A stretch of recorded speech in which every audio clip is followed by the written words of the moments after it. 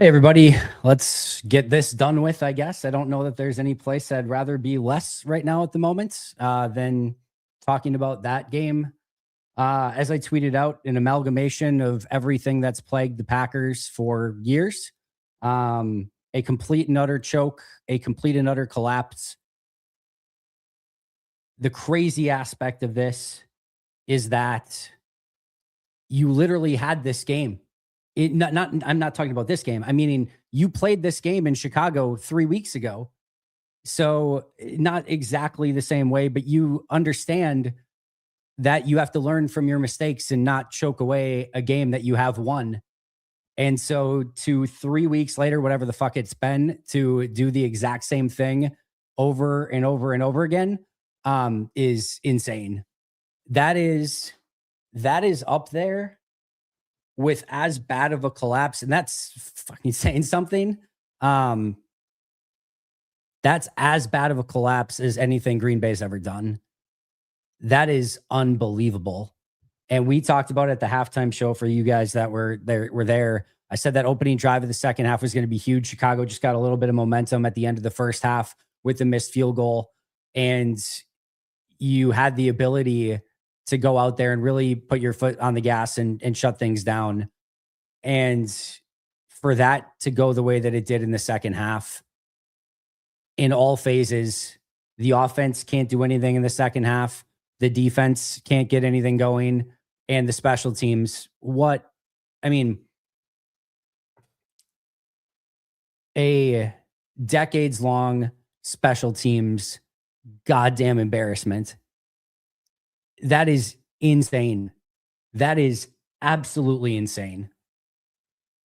You have a 21-3 lead at half and get the ball in the second half, and you choke it away. You miss 7 points on special teams misses, on field goal and extra point misses. 7 points, 4 of them which are easy, 4 of them which ties that game. One of them allows you to kick a field goal at the end to tie the game to go into overtime rather than having to take that shot. That is as disgusting, disappointing, frustrating, add any other adjective that you want. There's no defending anybody. There's no defending absolutely anybody. I thought Jordan played about as good as he could. He had, even on the last drive, you've got a big drop by Jaden Reed. You know, he's got 24 completions, 323 yards, 4 touchdowns, no picks. That's as good as it gets. Matthew Golden came up with some huge plays at the end.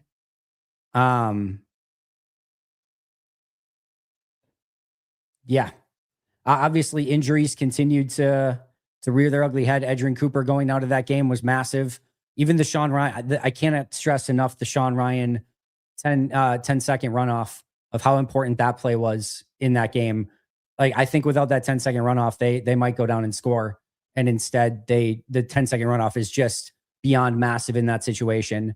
And by the way, huge error on Matt too to take the timeout when he just the wasted timeouts in the second half. That's on Matt too. That's absolutely on Matt too. You've got a false start penalty, a 10-second runoff there.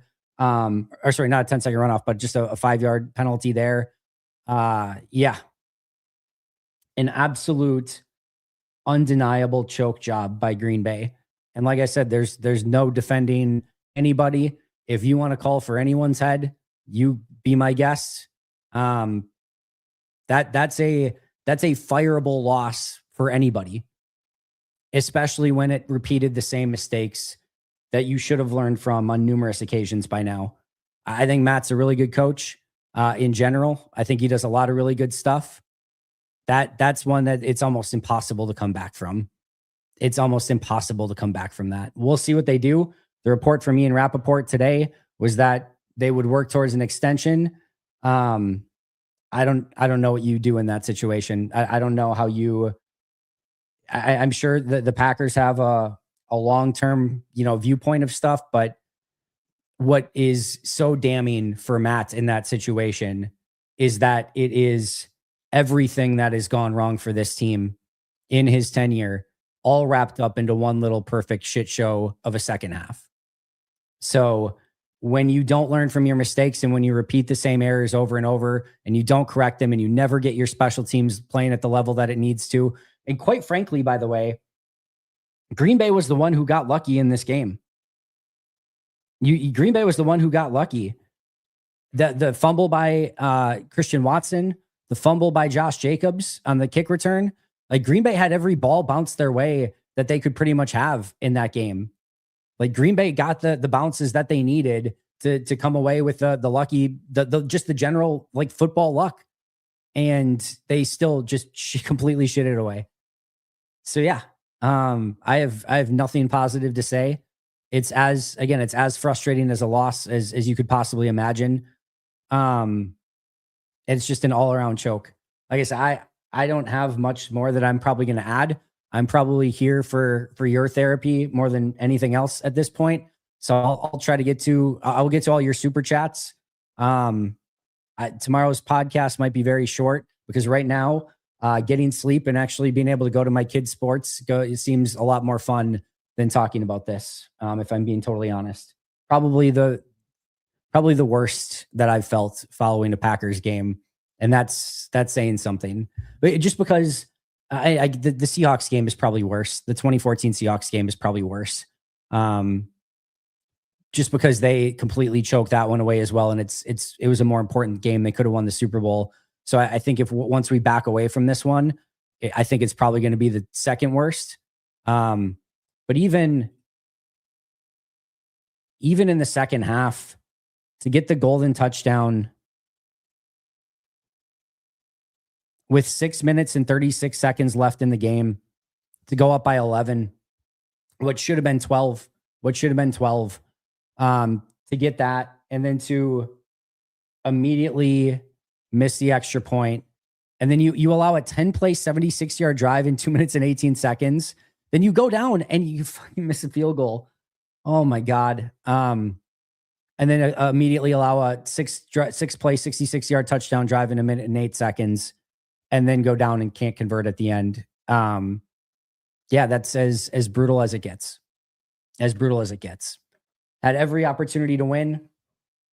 Again, I think Jordan did about as much as he could in that game. That was a clutch performance overall from Jordan. You don't get the touchdown at the end. I really think that 10-second runoff killed him at the end, and not having timeouts, which again, I put on Matt, killed him at the end.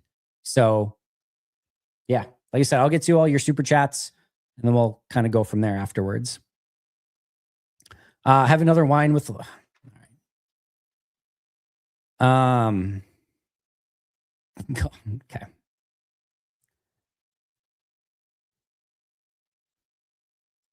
Sometimes it's not not that you lost, but how you lose. I totally agree, Tyler. Totally agree. McManus needs to be investigated by the NFL. 2 missed field goals and an extra point. His performance is giving Nigel Gruff the replacement vibes. It was, I don't know how as a veteran kicker you can have that bad of a performance. The wind didn't really affect anything in that game to any major extent. Santos was obviously perfect on the day, and that's a major losing performance. A lot of blood on the hands of Brandon McManus, punter holder, the entire operation. Rich Bisaccia, who again, people mileage may vary on where LaFleur's at. Like I said, to me, I don't know how you come back from this, but if somehow Rich Bisaccia is back of all things, and again, I know he can't make the kicks or whatever, but that would be one of the most laughable jokes of pretty much anything. Unacceptable in every sense, completely. Awful in the second half. Been a big defender of Matt, but I'm not even sure he should be the coach next season. Ruin the next 7 months. Yeah. That's as awful of an outcome as you can possibly have. And that comes down to coaching. You had everything in your hand. You're up 21-3. You cannot lose that game. You cannot lose that game. There's just no way around it. That's it. It's an all-time choke. Thank you for becoming a new YouTube member, Donovan. That's really cool of you. I appreciate you doing that. I've forgotten the feeling of happiness. I'm right there with you, Brandon.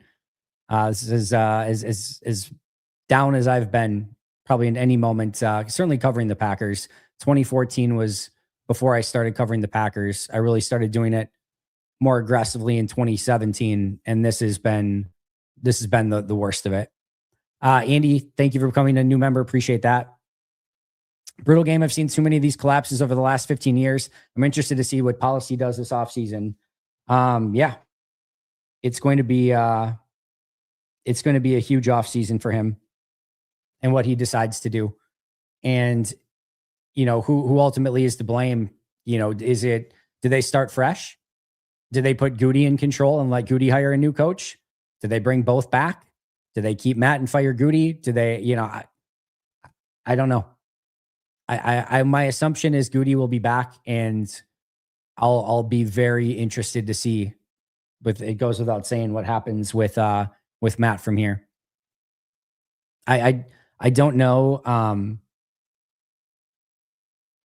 If you're really being devil's advocate, you could say if McManus just makes the kicks, it's over and things like that. But again, this is, special teams has been a systemic issue throughout his entire tenure here. Obviously, it goes well beyond that before Matt's time, but I still don't know how you kind of escape blame in this one if you're Matt.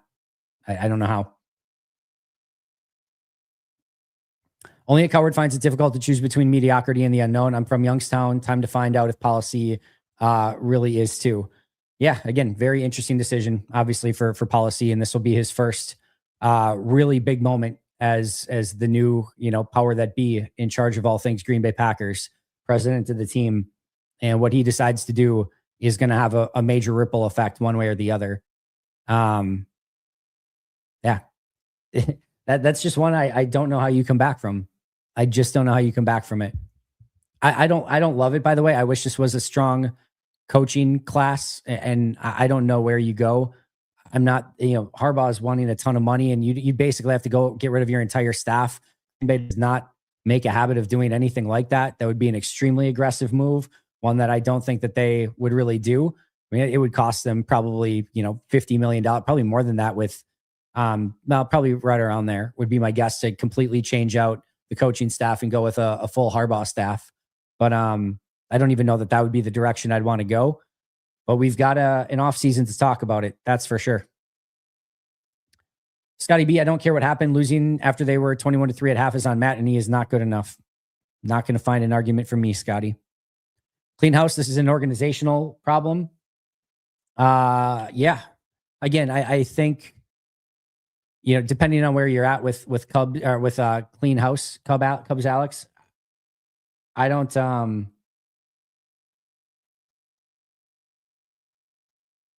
know if Goody is the what you want to fire to. You certainly don't want to purge the majority of this team, but coaching staff wise, it certainly would be something that I think would be on the table at this point. Donovan, thank you for the super chat. Logan, appreciate you. 5 losses and ties due to our own errors. Fire LaFleur. Yeah, I'm not sure that a team has adequately beat them all year. They've beat themselves. The Ravens beat Green Bay. The Ravens wholeheartedly beat Green Bay in that game. Pretty much all the other ones, Green Bay really, truly had a huge hand in beating themselves. And that's absolutely down to coaching. Can't wait to play the Bears next year with a healthier roster. They have scraped by against us. So many backups this season. Yeah, listen, I get it. If you've got Micah and Kraft and Edgerrin Cooper doesn't go out hurt, and you've got Zach Tom and all the other stuff. Yeah, this probably isn't close. Green Bay probably wins this pretty easy, but you can't choke away games when you have them in hand. You just can't do it. Just can't do it. Kaiser Nation, what needs to change? I feel blessed and cursed to root for this team. Love the show. I really appreciate that. Kaiser. Yeah, again, I think everything's on the table at this point, and we'll see what Ed Policy and company want to do. But I don't know. And you guys know, I've been as pro Matt as it gets. I don't know what the argument would be right now. I mean, again, you have the argument for keeping, I should say. It's tough. It's tough to formulate. And again, maybe in a few days when it's not fresh and raw and everything, it feels different. And you maybe take a better look at it and say, hey, this isn't it's not a great coaching free agency class, if you will. But I think I think they have to take a long, hard look at where this team is at. And if this is a coach that can ultimately get them to where they want to go. And there's just been too many collapses in big moments. And the playoff record's just not good enough. This is a team that in 19, 20, 21, 23, 24, 25 has made the playoffs. And now, especially with this one on top of it, when you've had chances to win or have had 50-50 coin flips going into the game and you've just, you just haven't performed at the level that you needed to. And to me, that's an extreme concern. And again, I don't know where you would start with the argument of, when to keep. What was the highest probability? 94.4. Looks like 94.4% chance to win after an incomplete pass for the Bears that got it to 2nd and 3 when Green Bay was up 11 with 5:25 left. Looked like it was the highest. Oh, 95.4. So when they scored the touchdown, 95.4% win probability in that game and lost. Packers are not going to the Super Bowl with Matt LaFleur. We need to face that fact.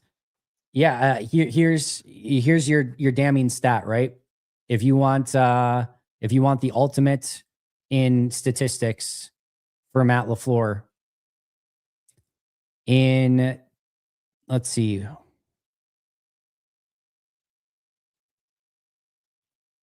Just want to make sure I have this right.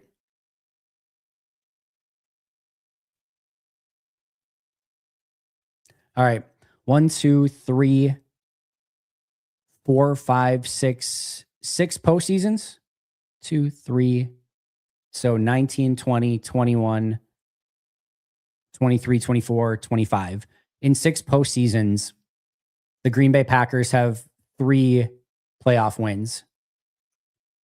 You have to get, I guess theoretically, if you are the number 1 seed and you get home field advantage, 3 wins gets you a Super Bowl. But unless you've got the 1 seed and all 3 of those happen in 1 year, it's not enough. They would have to win 4 games this year to win a Super Bowl, and he's won 3 in 6 playoff games, 6 playoffs opportunities. So if you can't win, 4 games in a 6-year playoff span, in 7 years as head coach, it makes it tough to believe that you could get the job done winning 3 or 4 in one postseason, if you're just being honest about it. So 2 Super Bowls in 30 years for the post 2010 playoff heartbreak. Who made that deal? Thanks for all you do. We can vent. So we vent away. I think that's what everyone's here for. If we can't run the ball in Chicago, that team wasn't going anywhere. Yeah, that we knew. All right. Don't make any bones about it or make this what it wasn't. This was never, once the injuries hit, about winning a Super Bowl this year. That was not on the table. And we talked about everyone kind of sucks, but they didn't have it in the trenches on either side to win a Super Bowl. We talked about that weeks ago of just how you have to be really good, both on the offensive line and the defensive line, to be a Super Bowl contender. Green Bay's not good on either right now. So that was never in the cards, right? But it doesn't mean that when you're up 21-3 in a playoff game that you can choke it away and piss it away the way that they did. And this was still a winnable game, 50-50, going in. Packers were actually favorites going in, and you didn't get the job done and should have won the game. So I know we would have liked to have seen the season continue, and anything can happen in any given week and yada, yada, yada. Yeah, but it was not about that. This was about beating Chicago, making sure Chicago doesn't advance, getting another playoff game, a shot at Seattle, picking up a playoff win, and they didn't do that. Alex, you're the best, my friend. That's very, very kind of you. I really, really appreciate that. Very, very, very cool of you. Thank you. This might be more painful than 2014, considering the opponent. Nuts that Matt coaches so tight when he has a big lead. McManus is gone tomorrow. Matt's seat should be hot after this one. Completely unacceptable. Since I'm sure there's people wondering, and I say that because I'm actually wondering myself because I haven't looked at it. 3.3 million dead cap hit for releasing Brandon McManus, saved 2 million. So yeah, I would assume that's that's going to be a move that they have to make. Matt LaFleur opens up by saying that this is, quote, this one is going to hurt for a really, really long time. Yeah. Yes, it is. Lost all faith in the Packers organization. Yeah, we'll feel better come July. This is going to be a pretty stacked roster still come July or come the offseason, and we'll see what happens in free agency in the draft. You know, you have a Jordan Love at quarterback, probably Josh Jacobs still at running back. We saw Matthew Golden come out today, Christian Watson, Jaden Reed, Tucker Kraft will be back, Luke Musgrave, you know, some form of offensive line. We don't know. I thought Jordan Morgan at first glance held up pretty well, but want to go back and watch that. Sheed will be gone, which is probably a good thing. I think they should bring Sean Ryan back. Hopefully that wasn't too serious of an injury for him. But they'll have to make some decisions at center, but they'll still have Zach Tom, Jordan Morgan, Anthony Belton, Aaron Banks. They're going to need some, at least a reinforcement there. They'll have LVN, who I thought played a pretty darn good game today, and Mike got end. Devontae Wyatt, Colby Wooden, who I thought had a pretty good game today at tackle.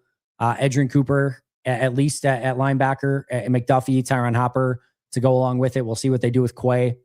Corner's going to need work. No two ways around it. Although I didn't think they lost this game. Keyshawn had a really stupid penalty, but at first glance, it certainly didn't feel like they lost this game due to Keyshawn or Carrington.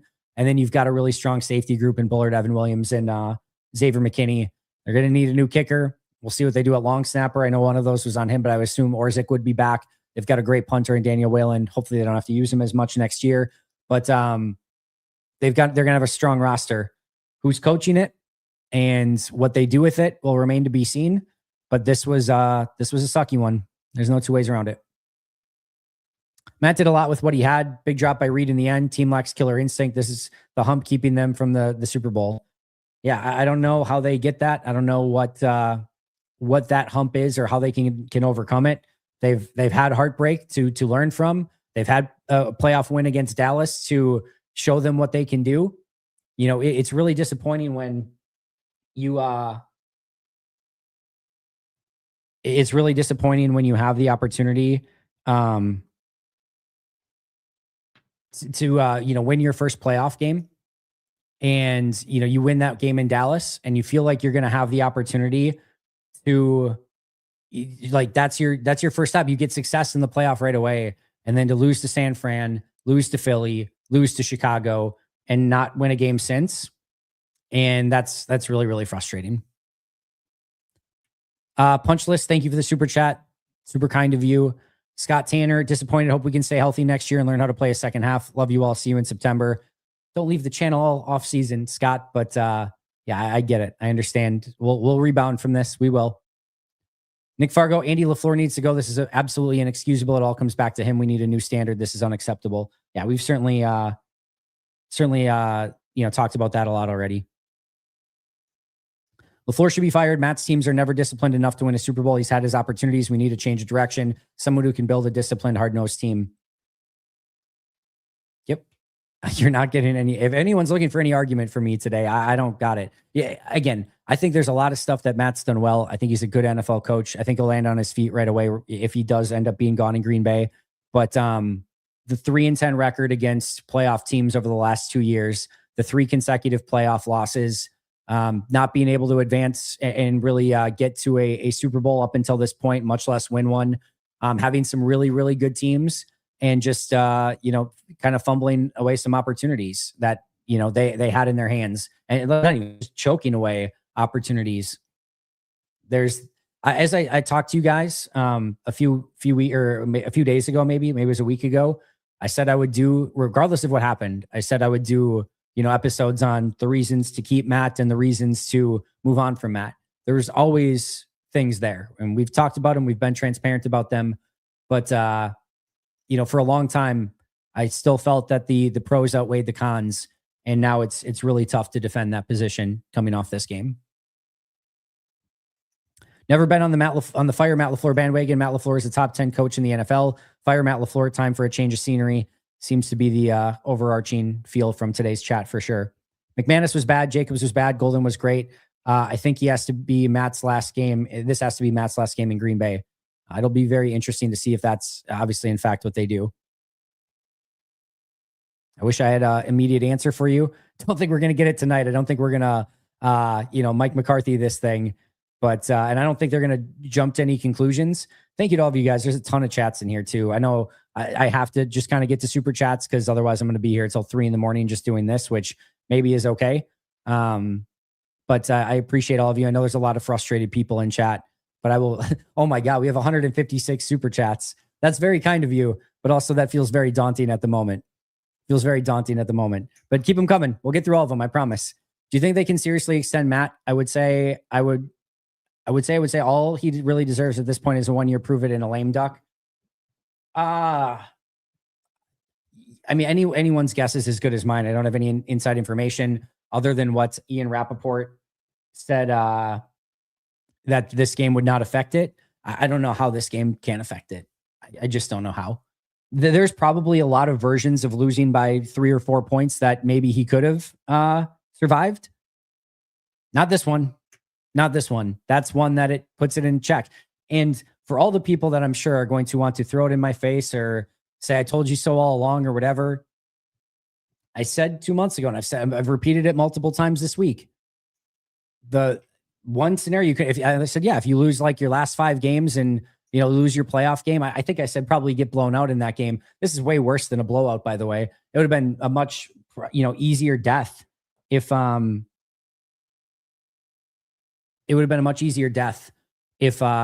got blown out. The Falcons lost in the NFC Championship game is like my favorite.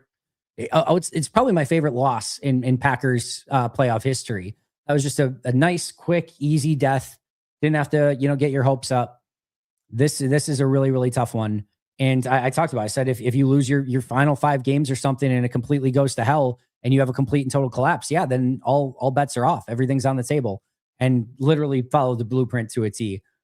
4 consecutive losses at the end of the regular season. The Vikings game doesn't ultimately matter, but then to lose this one the way that you did. Yeah.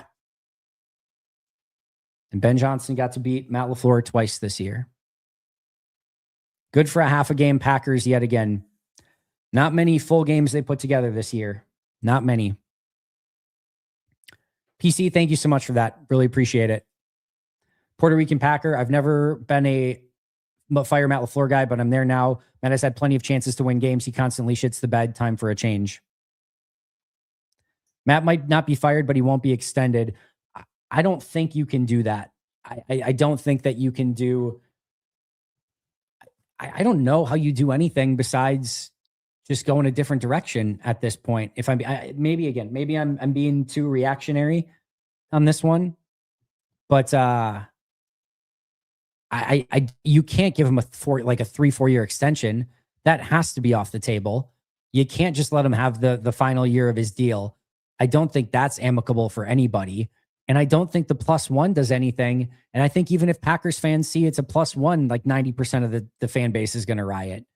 So it's if you want to keep them, it's a very tight lined thread. And I don't know how they do that. But, listen, if Ed Policy and company have a ton of faith in Matt LaFleur and are basing it off of the tenure or something like that, maybe he stays and maybe they extend him. But I don't know. If they do, I guarantee there's going to be some forced changes. And if Jeff Hafley gets hired elsewhere, I don't know. I'll say this. It now becomes a very interesting offseason. This is going to take, I think, a little bit for Packers fans to, I think everyone's going to be dejected and probably turned off for a while. And then I think if Matt does go, this becomes a massively interesting offseason where just a few weeks ago, I talked about it with Justice. I didn't think there was going to be much to talk about. Maybe Jeff gets a job, but if he doesn't, probably everyone's back. Maybe there's a special teams coordinator change. This is, again, how I felt a few weeks ago. But you're probably not a major player in free agency. You don't have a first-round pick. It had the potential to be a very bland offseason. Maybe not anymore. Declune, thank you for the super chat. Oba, you're the best. Matthew Golden not getting more targets is a crime. He was wide open on the 4th down. Fire Matt LaFleur. I mean, he's wide open on the 4th down. That's not necessarily Matt LaFleur's fault that he didn't get the ball in that situation. But I thought Matthew Golden had a really nice game. I thought he had a really nice game. I've talked about it all year. Every single time he's been given an opportunity, he's come up with it. Every single freaking time. Every time. outside of the 2 drops against Minnesota that didn't matter with Clayton Tune at quarterback. Real Joda, Bears fan here. I loved your content all season. Packers fought hard, chin up. Packers fans. Joda, it's very kind of you. Congratulations to you. You guys picked up a huge win after being the punching bag for the Packers for decades. That has to be a very pleasing win for Bears fans. So very kind of you and congratulations. Nihilus, I hope they fire Matt LaFleur and Rich and Nixon and take McManus as well. There's going to have to be, I would think, a decent amount of people that are going to have to fall on the sword for this one. You would think. The team doesn't grow. Same mistakes, the same way of losing over and over again. That's on the coach. Took the words right out of my mouth, AXD. This is, I don't know. If you were on the fire Matt LaFleur train, right? Like if you were hoping, I don't know that you could have put a better blueprint together to getting fired. If you were like, this was full Costanza. This was full George Costanza. If you wanted to, like, you know, if he knew that, like, because if you remember, for those who aren't familiar with Seinfeld, Costanza had an offer from the Mets as he was working with the Yankees, and he just had to get out of his job with the Yankees in order to take the job with the Mets. So he tried everything he could to get fired. If LaFleur had a big offer out there from somebody else and was trying to get fired from this team, like, you could not have put a better blueprint together. Lose 5 in a row at the end, collapse in this major game to Chicago for 2 times in a 4-week period of time, whatever hell it was. This is the beautiful blueprint if you wanted to get fired. I don't know, again, that I could have drawn it up any better than this if you wanted to get fired at the end of the season. Like, in all honesty, I mean this sincerely, this might have been the only pathway to getting fired. This might have been the only pathway. If you win outside of Minnesota, which again doesn't matter, if you would have won any of those other games, if you would have not choked this game away in the exact way that you did, like, and maybe he still doesn't, right? Maybe he still doesn't. I don't know what they're going to do, but this is like, you could not have Ocean 11's planned this any better to get fired if you tried. You just couldn't. Like, I honestly don't think, if you said earlier this week, like 5 weeks ago, Andy, what if Matt's to get fired, what's the way that it would happen? I don't know that I could have nailed it to this level of like, yep, this is it. This is the exact situation. So yeah, this is it. Welcome to hell. I can't wait to hear why Matt LaFleur deserves an extension. You are at the wrong place, my friend. Pete, I understand your frustration, Andy. I've never been a fire Matt LaFleur guy. Great offensive mind, but it may be time. Can't keep repeating the same script year after year. Had throw you a super chat to help ease the pain. I really do appreciate that, Pete. Very kind of all of you. 182 super chats. I don't know where I'm at. I'm not far in the list, so I'll be here. Guys, if this takes, I have to be somewhere at 7 in the morning. At 7 in the morning, I have to take off. If you guys want to stay here and keep super chatting, I wish I could get to everybody. There's a billion chats. I probably shouldn't even get to the 183 super chats, but I promise you I will. If you guys want to keep super chatting until 7 in the morning, I will be here till 7 in the morning. I had a boss that once told me, if you never make mistakes, I'll fire you. If you make the same mistake twice, I'll fire you. I hope policy follows that mantra. The fan base is done with the coach. Record be damned. That goes into exactly what we talked about, of this was in a perfect amalgamation of everything that's gone wrong for Matt and just not learning from mistakes, and the team not learning from mistakes. And at some point, yeah, we've got to find a way to learn from them. Sorry, I just got a funny text. McAnus, his name is McAnus. You can call him McLovin, McAnus, McManus, McAnything, McMiss. I have at it. I'm not here. I will defend Jordan Love pretty vehemently. I'll defend Matthew Golden pretty vehemently in this game. I will defend what Edgerrin Cooper did pretty vehemently until he obviously went out with the injury. You're not going to get me defending many people in this game. We had to have those 2 losses to the Bears in Chicago. Yeah. Just hope somebody else takes out Chicago. You don't want this to continue on and all of a sudden Chicago's playing in the Super Bowl. So Rams, 49ers, Eagles, Seahawks, I don't care. I'm all the biggest fans of you right now. I will gladly cheer on the Bears' demise from here on out. Do whatever you need to do. I will wear a Seahawks jersey. I don't care what I need to do. Just take out the Bears, please. Matt LaFleur was honorable. He would just step down. Yeah, that's probably not a good look for him as he tries to get another head coaching job, if I'm being honest. But I do know what you mean, Jano. I've been a huge Matt LaFleur fan, but this one, Achilles heel, is taking his foot off the gas. He plays conservative and always comes back to bite us. I will say, if you go back, and again, I'm not in the mood for defending anybody, so have at it. I don't think that this is quite as much of a take your foot off the gas. There was the one play. So they get the ball in the second. Like, first of all, end of the first half, they go down to get points, right? They don't take their foot off the gas. They're going down to get points. McManus misses a makeable field goal.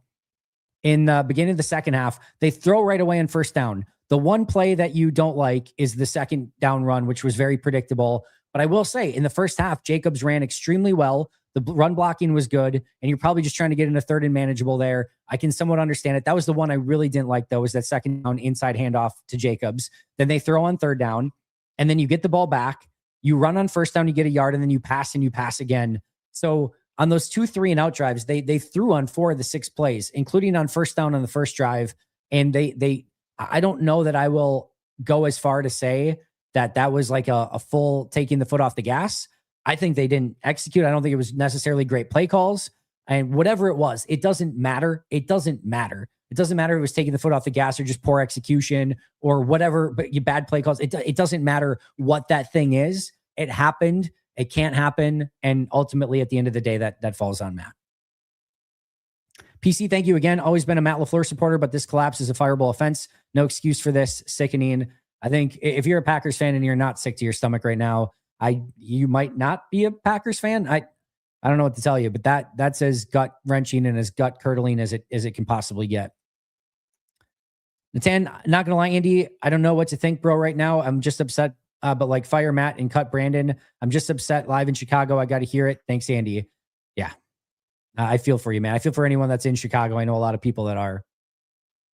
Unfortunately, it's time. I think Matt is a really good football coach, but I don't know how he can survive this. I think it's time, Andy. I'm in pain. I think we're all in pain, and I think everyone's kind of feeling the same. I'm getting the same vibe from just about everybody. Zach Bisaccia, he has the easiest job. No one expects us to have a top 10. Special teams just don't suck. Bisaccia is indefensible. And again, I may make the kicks, don't make the kicks. It's not a job. I don't care. Bisaccia, 1,000,000% has to be gone. 1,000,000,000% has to be gone. That one's not up for debate.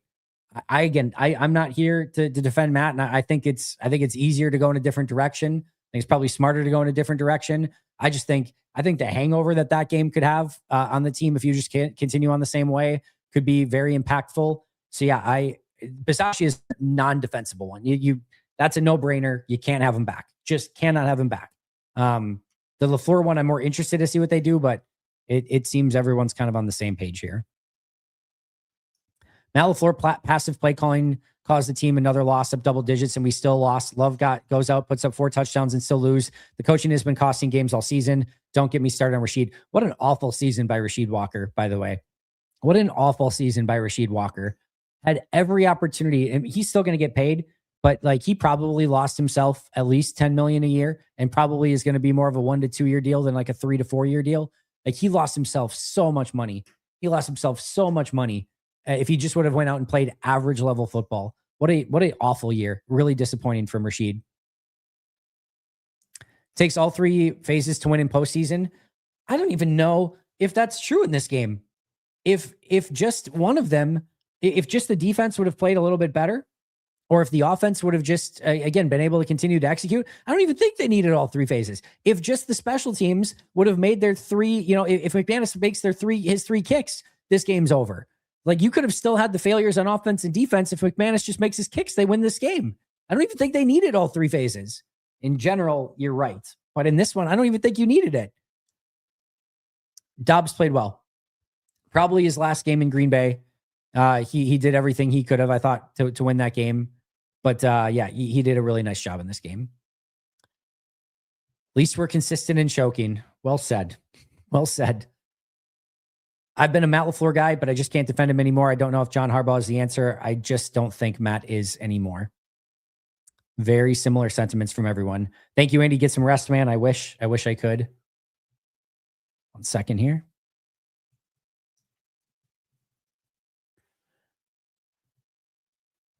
All right. Donovan, thank you for the super chat. Is John Harbaugh a better coach than Matt LaFleur? Maybe we'll find out. Maybe we'll find out. I don't know that. I don't know. I have to look at the. I mean, it's not worth looking at too much until Matt's gone. To be honest, if Matt's gone, then we'll take a deep dive into the coaching candidates. But Kubiak in Seattle would probably be one that I want to take a significant look at. I don't think you can just hire Halfley. I don't think you can go in that direction. I don't think that's the wisest decision to either, if I'm being honest, but it would be an option. Chris Shula with the Rams would be one I'd probably want to take a look at. And yeah.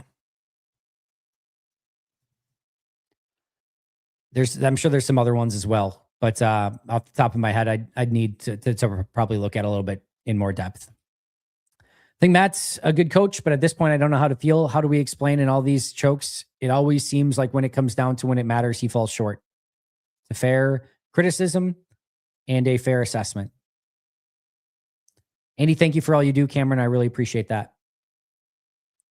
I live in Illinois, and this week is going to be hell. You don't understand how petty and pathetic Bears fans are. Like you said, they will always talk shit, but now shoot up 21-3 at half. So much, or shaking my head. I always think that's so much hate. I'm always wrong on it, but shaking my head. Yeah, I get it, John. I feel for you. I hope you get through this week as best as you possibly can. This instantly becomes the best spot for a coach if Matt LaFleur gets fired, right? I think so. Unless Buffalo gets fired, meaning Sean McDermott gets fired if they lose this week, in which case you could make an argument that getting Josh Allen is the best coaching job available, but it would be between Buffalo and Green Bay. And I think right now of all open jobs, Green Bay would be the best one. Lamar in Baltimore is certainly one as well, but you kind of need a certain way to play offense with Lamar. With Jordan, you can, kind of play any that you want. But yeah, it's going to be interesting. Goody's hands aren't clean either, but this is a very good roster that continued to, the fact that this team is good enough to compete, and maybe Matt deserves some credit for this as well. I'm sure he does. But the fact that this team continues to compete despite all the injuries shows the depth of the roster and what they've done. But it unfortunately has not been good enough. Packers superfan, thank you. I've been saying all along, Matt should be back. Up until this very moment, I am done. There's not a single thing he can ever do to win me back. It's tough to do anything now to win you back for this offseason, right? If he's back and he wins the Super Bowl next year, that would be, that would probably be about the only thing. But if he's back on the 1 year or whatever and wins the Super Bowl, but outside of that, it's going to be tough. Tanner, very kind of you. Thank you so much. Yeah. They missed a lot of things. Bo's probably like number 8 on the list of things that they missed today, but it certainly didn't help either. How many times first downs in a row do we lose a yard running inside left? I could probably look at it, but probably too many. Zillage, probably too many. Promote Halfley to head coach, hire Mike McDaniel as offensive coordinator, and let him scheme these weapons up. I don't know if Mike McDaniel is going to be too keen to come to Green Bay if they fire his buddy. I don't know. Maybe he would still. I don't know. But I don't know how I feel about the Halfley. And I don't know if McDaniel makes a ton of sense in the fact that he could continue to run an offense for Jordan that is very similar, and that would make a lot of sense. If you could find a way to do that, I'm all in. But yeah, I don't know that he would be open to that, but we'll see. Money talks, I guess. My balls itch. Thank you for still having that name and for being here. How do you bring Matt? I'm assuming you mean Matt LaFleur back after that. Not sure how a run disappeared. Rasheed Walker, Valentine, McManus need to be gone. Why didn't Diggs play more? Valentine's play was awful. Yeah, I don't know why they didn't ultimately go with Diggs. Don't know. Don't cuss, but F anyone who gives you flack for Matt LaFleur. Appreciate you, Drew. Appreciate you, Drew. Fire whoever the F you want. Who's the next head coach? I don't know. It's going to be an interesting offseason again if they do go in that direction, which we shall see. Running game was nowhere in the second half. Biggest issue. The offensive line choked in the second half for sure. They looked terrible. They didn't pass protect anywhere near as well, and they didn't run block well either. I thought it was a really disappointing performance from the offensive line in the second half. I'll have to go back and watch it, which I will. Pray for me to see who. I won't see it today, but when I watch the L22 of who was most at fault. But I thought Rasheed again had a rough day, but I'll have to look at it closer when we get to that point. It's absolutely. I think it's a lot easier. I think it's a lot easier to make the argument for why to fire than it is why to keep at this point.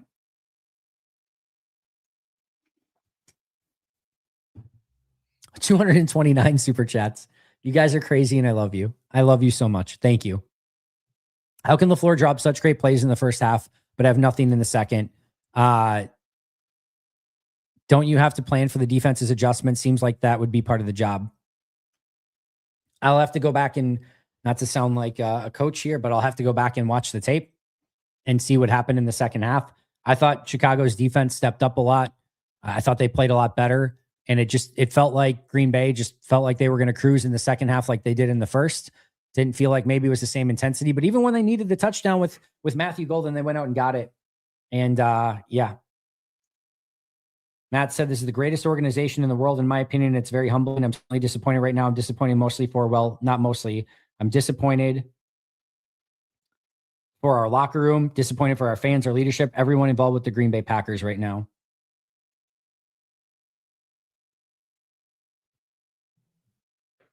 Yeah, that was the situation. All right, continuing on. The sad thing is we know Rich and Matt will be back and we have no money this offseason. Steelers of the NFC, good, never good enough. I don't know that we know that Rich and Matt are going to be back.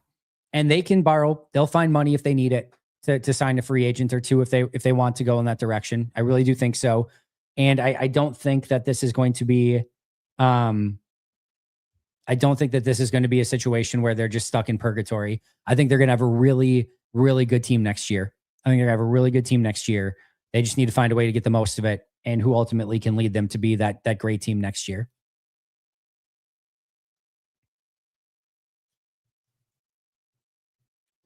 All right. Chad, thank you for becoming a new member. You can't now, Andy, bring Matt back. There's no way. If there is a way, Ed Policy is going to have to find a really thin line to thread because it's going to be difficult right now. Doubt they let LaFleur go. Which head coach would be better? But what else can you do? Special teams discipline and clock management keep killing us. I don't know. I think all bets are off at this point. If I'm being honest, I think there's really a world in which if Miami does want Matt LaFleur, or maybe you do figure out some compensation and just figure out a way for both sides to go in a different direction. I don't know if Miami's going to be willing to give up a first round pick. I don't even know if anybody's going to want Matt to that extent after this game. But if you could do something like that, I mean, I don't think you're going to get the 11th pick, but maybe you get the 11th pick and you have to give them up a third in exchange or a second in exchange. Maybe you can trade your second round pick and Matt LaFleur for their 11th pick in the draft. Maybe there's something like that you can do. But if they're really interested in Matt and you can work something out, maybe there's something there. Pat Leonard says, the Packers went full Giants. You never go full Giants. Now the question is, will Matt LaFleur get fired, opening the Green Bay job? The vacancy is viewed as big-time competition for John Harbaugh if that happens. We'll see. The one thing I think that makes sense for Harbaugh is I think it would be really tough to go with a really young, unproven coach, right? I think this is a team that's ready to compete for a Super Bowl in 2026. And just going with a unproven, unknown coach, I think is a really tough ask for them in that situation. So, do you want to go with a Kevin Stefanski who had plenty of issues in Cleveland, but didn't have ever a good roster? But John Harbaugh, what are the two things that you're looking for, right? You're looking for experience, somebody that can come in and lead this team right away, and you're looking for toughness. And I think John Harbaugh brings both of those things. So I don't doubt, and again, I don't know if that's my recommendation or what I would do in this situation, but I don't doubt that if Green Bay is, really serious about, hey, we're going to go move on from Matt, and we want, again, experience and toughness, I don't doubt that John Harbaugh would be pretty darn high on their list. Adam, thank you. How is this team completely incapable of playing two full halves of football? Almost is a given, seeing the collapse after a great first half. I really didn't think they were going to do this again. I really thought they learned from their mistakes. I'm going to be totally honest. I did not think they'd choke again, and I just should have known better. I guess I just should have known better. Fire Matt, promote Halfley. Halfley's an interesting conversation. I don't know that helps your defense, because now you're taking him away from the defense, and now your offensive coordinator becomes really important. I just don't know that gets you where I don't know that gets you where you need to go. My gut tells me that that's not the right decision either, but we'll see what they want to do. Again, we don't even know if Matt's going to be gone at this point. Matthew, thank you so much. Dennis, Matt LaFleur needs to be gone. This team is softer than tissue. Very common theme tonight.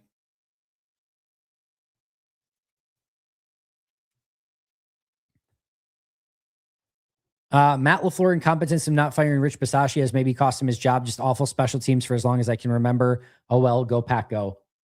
Really disappointing that they can't get the systemic special teams issues fixed in Green Bay. Isn't the rule of thumb, if you are questioning if you should extend your quarterback, he's not your guy? I feel like the head coach should be the same approach. It's a good way to look at it, Colin. Wasa Aaron, how many more kicks can we suffer through Andy? Or how much? I thought it said kicks. I just maybe put that in. Your kickers was on the next line. That's why. How many more can we suffer through Andy? Knew we were in trouble after the first drive and the third. I hate kickers and our special teams. Justice was right. We just don't care about special teams. Not enough. One of these days, maybe we'll learn that it actually costs us in huge moments. Where do we go from here? Is Matt's future in jeopardy? And is Jordan Love really a top tier quarterback? This team went from feeling special early in the season to ending in a disappointing and ugly way. I don't know where we go from here. I do think Matt's future is in jeopardy. I do think Jordan Love is the top tier quarterback. I thought he was fantastic today. And yeah, it absolutely is disappointing in a very ugly game. After the first series in the second half, you could feel their butts clenching. The second half felt like it lasted the whole season. Theirs wasn't the only butt that was clenching in that situation, Victor. 2 takeaways and 4 touchdowns by Jordan Love, and we lose. How, Andy? I don't know, Chris. I don't know. I really should have put vodka in this thing.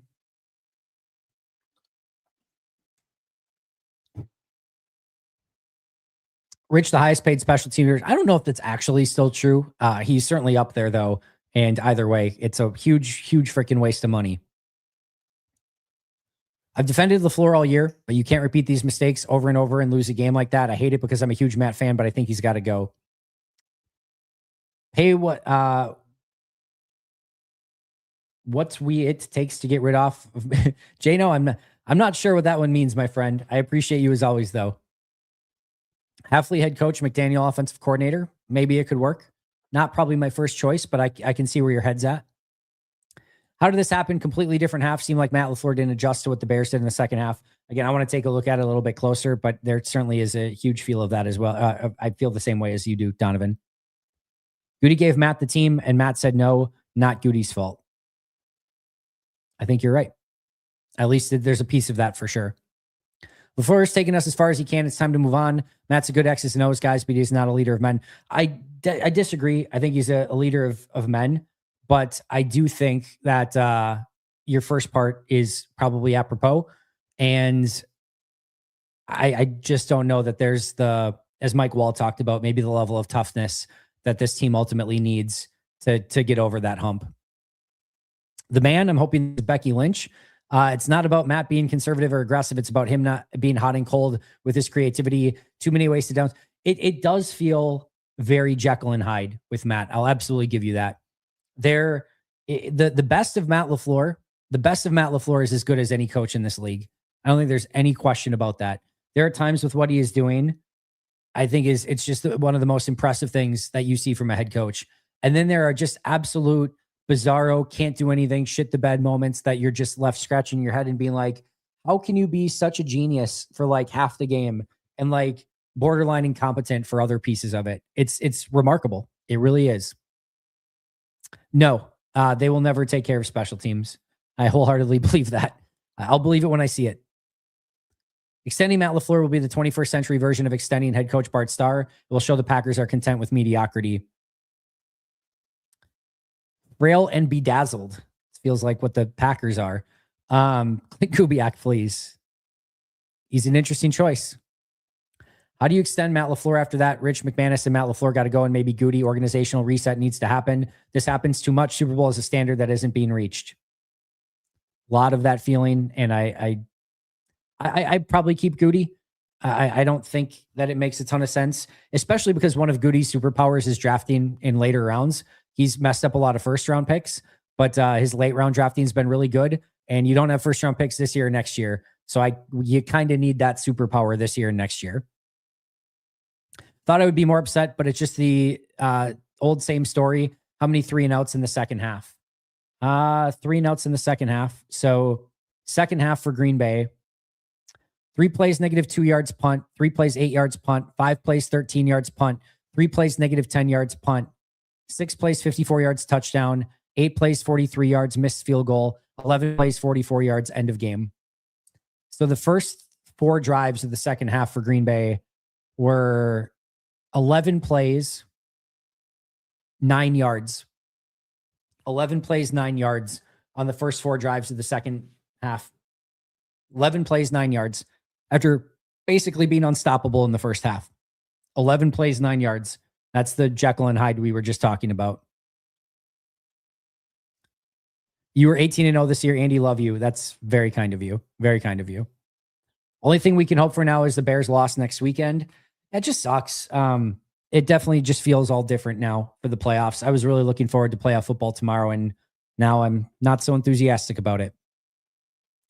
Golden being underutilized, was malpractice all year. I have a feeling there was some background reason for that, of just, route running, being in places he was supposed to be. On one of those throwaways, it looked like Golden and Jordan were maybe not on the same page. I think there was probably some reason for that, but again, you can just see how talented he is. Honestly, I'm numb to the loss and already shrugged it off. The collapses have become expected. Worse, some of the injuries will carry into next year. I don't think I think Kraft and Wyatt and Micah are all going to, I think Wyatt should be back beginning of the year. I think Kraft and Micah, you're probably talking at most like 4 games, but I think there's a good chance that they're back right at the beginning of the year. So we'll just have to kind of wait and see there. Zach Tom should be back. I think they're going to have a lot of their players early on in the year next year. I like Matt. I was fully against firing him all season, but at this point, I feel like I've watched the exact game way too many times under Matt. He's not it. That's the biggest damnation of this entire thing. It's just the same damn game, it feels like. Cut the kicker and bring back Crosby. Go Pack, go. Couldn't have been any worse. Not sure you still find it in you to get on and do a show after this game. I came very close to not doing it, Tom. I came very close to not doing it. I didn't want to do it, if I'm being honest. Not to mention, too, we keep letting bad teams hang around in games. It feels like there's a lack of killer instinct. Yep. Don't think Matt is good enough as head coach, but I also think I don't think firing him fixes much about this team unless you think Mike McDaniel is the answer. Maybe they're just in no man's land. Maybe that there's not a coach out there that gets them to the promised land. Maybe the next coach they get is worse. The next coach is probably worse. If you're just like law of probability, the next coach that they hire is probably worse than Matt. Probably is. But I don't know how you recover from this one. And maybe it's not worse. Jacobs getting hit at the line of scrimmage every time. 3rd and longs is what they lived in all year. That's what I would prioritize this offseason. The offensive line is going to need to, offensive line coach and special teams coach feel like the 2 most obvious ones that are just not comebackable. Like you've got to make changes there no matter what happens. Just don't understand how we end on a note like this year after year. Something big has to change. Thanks for all you do, Andy. Dej, thank you so much for the kind words. And I'm at a loss, just like you are, my friend. Once we didn't score in the 3rd, I knew it was over. The crazy thing is they were again 95% chance after they scored in the 4th quarter. Like 95% chance to win. Just wild. Losing Cooper was huge for the defense. It was. He was phenomenal early in that game. GM and team president go all in, and this team can't deliver. Like Justice said, these are good times. Roster only gets harder to afford going forward. They're going to put a really good roster on the field next year, but yeah, they're going to have to figure that out.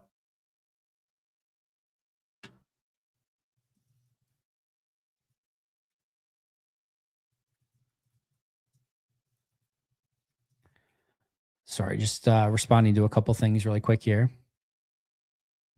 Will, what the heck happened in that 4th and 8 that we let them convert to a Dunze? How did that happen?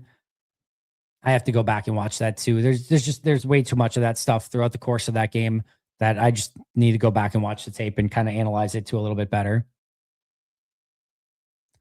Thoughts on LVN's 5th-year option? I bet they pick it up. I think it's an interesting conversation, but I bet they pick it up. Highest win probability was actually 97.8%. It shows differently on ESPN from, I don't know, maybe it just wasn't clicking in the right way, but you're probably right. Puerto Rican Packer. Thanks for all the content this year. As always, go Pack Go. Hova, thank you. Appreciate that.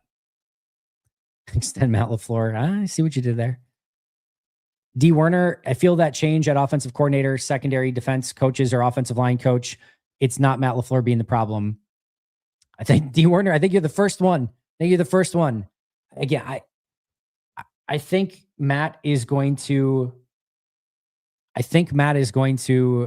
have to really feel he's going to take a little bit too much of the overall blame for this. I think some of the things that you're mentioning, especially special teams and offensive line coach and things like that, but it ultimately all rolls up to Matt. It ultimately all does. So I don't think there's any forgiveness on this one. Thoughts on Halfley this year and how he'd be as a head coach? Thanks for everything as always. Yeah, I thought it was a good year overall from Half. I thought he did some good things, but I didn't think it was a stellar year. I didn't think it was anything that like got on my radar of like, oh my God. Like even to the point where like if they lost him, I'd be like, you could probably find somebody that could do as good of a job. If not, maybe even better.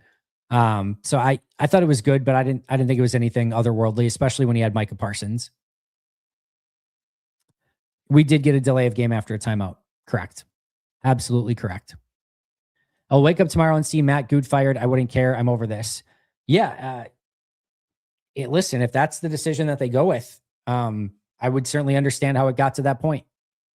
When the general manager says it's time to start winning Super Bowls and you don't get out of the first round, and when there is that pressure and you get an all-in player like Micah Parsons, and I know he got hurt and everyone else got hurt, but you don't get out of the first round with a 21-3 lead, all bets are off. All bets are off.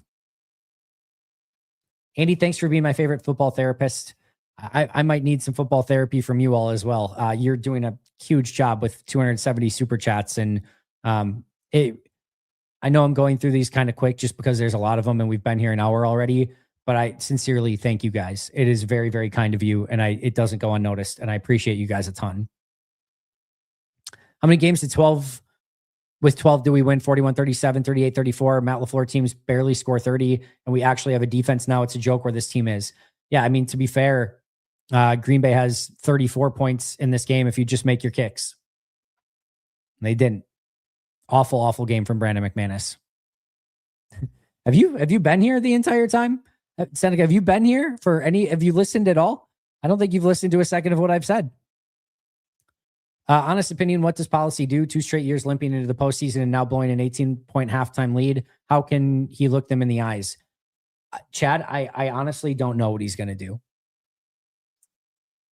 Nothing feels 100% good at the moment.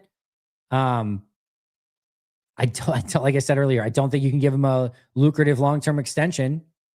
I don't know that you can do the +1. I don't think you can just bring him back on the 1 year that he has remaining on his deal, and that leaves firing.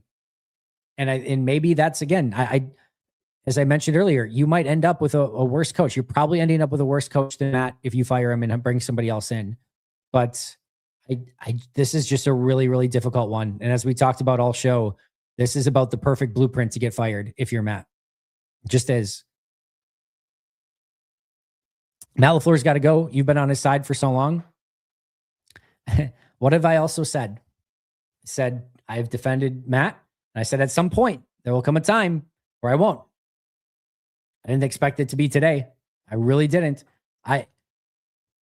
Again, I don't know that I could have role played out a scenario where I thought I'd be talking about firing Matt today. I've talked to you. I thought the entire premise was absurd up until this point.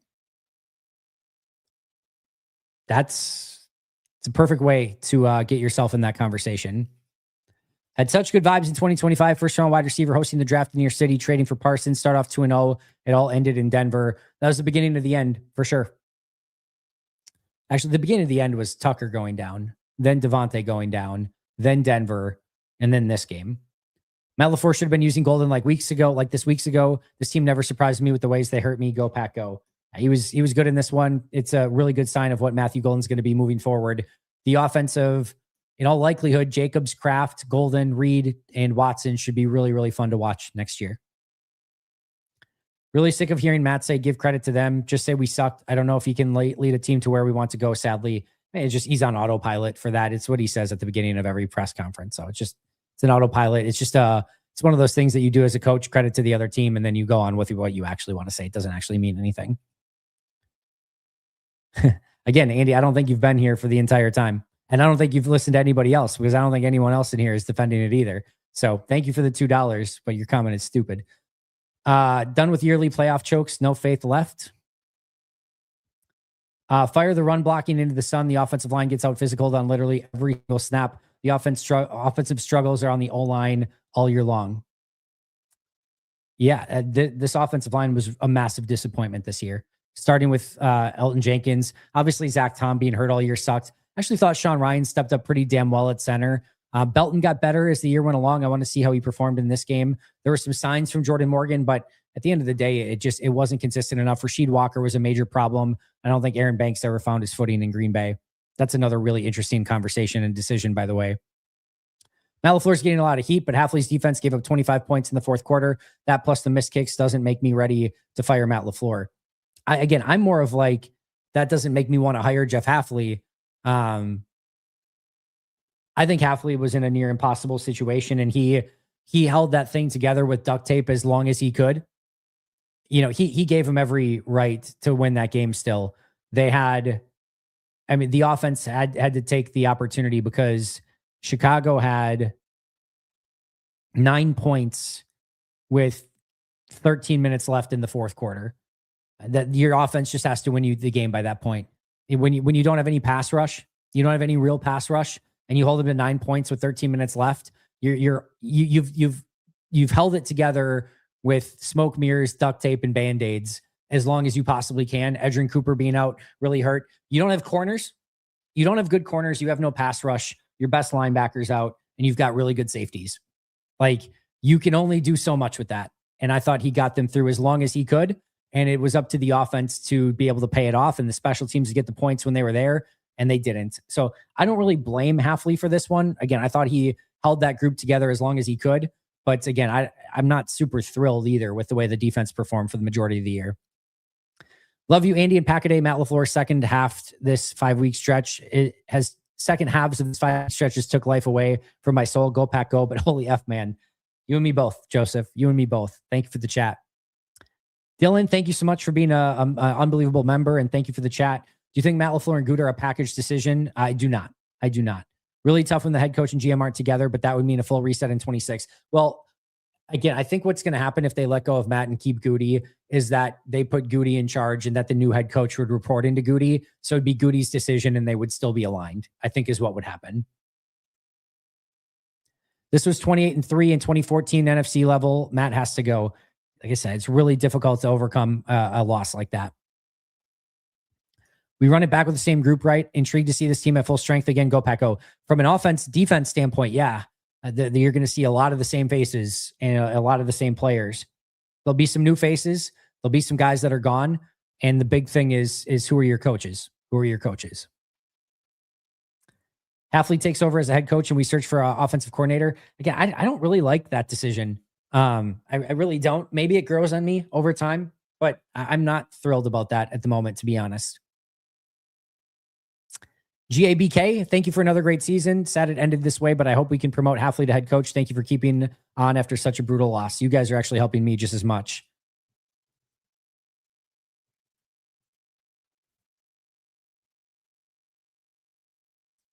Jerome, thank you for another great season, Andy. Really appreciate the time and effort you put into this. Thank you so much, Jerome. Appreciate you. Never giving up on the pack. Going to come back next year. We'll be back. Great channel, Andy. Greg, thank you for being here all year long. I've seen you in the chats pretty much every single time. Really appreciate you, my friend. Declan, hey, Andy, just want to know how much I appreciate you and all the content you have provided for the year. Keep being you, man. Not changing, not going anywhere. You guys will see me for forever still, every single day, 365. Say I'm shocked, but I'm not, Austin. Yeah, I feel that. I really didn't think they were going to choke again. I really didn't think they were going to choke again, and they just did, and they just did. Just can't not do it. How can the Packers in good faith bring LaFleur back after this? It's a playoff collapse after playoff collapse. I don't know. I don't know that they will. I don't know that they will. Andrew, new membership. Appreciate that. Wild Bear Enthusiasts. Green Bay, not a great name for today. Green Bay fan here, despite the name. Oh, there you go. 1+ point. Our season didn't end with a 4th and 1 and Josh Jacobs running out of shotgun and getting nothing. That would have maybe made it even more appropriate, but yeah, I'm great happy that didn't happen, but everything else awful definitely happened. This type of loss destroys the team culture. I think that's why, again, the hangover effect of this is, I think, why you really have to consider going in a different direction. I think that's honestly why you have to do it, because I just think that's a really tough one to come back from. Need a coach that isn't afraid to win. I get it. From your perspective, what needs to change? Personnel, coaching staff, organizational mindset. This one hurts and makes me numb at the same time. You're the best. Yeah. I just think it's tough because you can't just say, well, they need to be better in big games. All right. Well, that's a result of the hard work that you put in. I think there needs to be a bigger emphasis on internal improvement. The players that you have, I don't think some of them have made the jumps and the progression that you have wanted them to. I think you have to be a tougher team, and I think you've got to be a mentally tougher team. I don't think this team has been, and it's cost them in some huge moments. And maybe that's just players shitting the bed. Maybe Matt goes elsewhere, and you see the team, just whatever team he coaches, just go nuts, because maybe it's a better mentally strong team, and he can, players can execute at the level he needs it. And maybe we're looking at a Matt LaFleur that just goes nuclear in some other team. But I think that it's a really tough thing to put one finger on, but you can't have your special teams be, cost you in the biggest games. Again, I think you have to have a bigger level of toughness, and you have to be able and willing to impose your will and pick up some of those short yardage plays when you have to have it. And Green Bay's been really bad at that. NFL needs to do something with the refs. I don't know. Maybe there's something I missed in this one, Keith, but I didn't think this one had anything to do with the refereeing. Child playing Madden manages. Listen, Madden players are some of the best clock management experts in the entire world, so that's not super surprising. The passive offense in the second half frustrated me the most. I like Matt a lot, but this was really bad, and I don't understand how an offense can look so good in the first half and so bad and dysfunctional in the second half. I don't know either. Some things there's just are unexplainable, and I don't know that I have a good way of putting it into words as to why it should, why, what's going to go different or what could possibly go different. I don't know. I don't know. Did Dobbs play into an extension halfway? It's funny because he played well, but I think Golden playing really well probably, again, gives you the faith that you probably don't need to extend Romeo. I don't think he does. I think you need to use that money elsewhere, but it's an interesting decision, but I don't think he'll be back. Absolutely. A nice silver lining is that Golden looked really good in this game. Honestly, if Matt LaFleur is back next year, does he get booed opening day? Probably not, because there's no introduction for Matt LaFleur, but I think you're going to, in the very near future, have a big chunk of the fan base that's pretty pissed off. I'll say that much. Just reaffirmed LaFleur is holding 0 back. Maybe. Am I alone thinking firing Matt now is bad? There's been a couple of those. And again, maybe after a few days of clarity or whatever, maybe people feel differently. Maybe I feel differently. I think this is, as I've talked about a billion times, I think this is a really difficult one to come back from. I really do. Matt LaFleur's second half play calling was frustrating. Just didn't get the job done.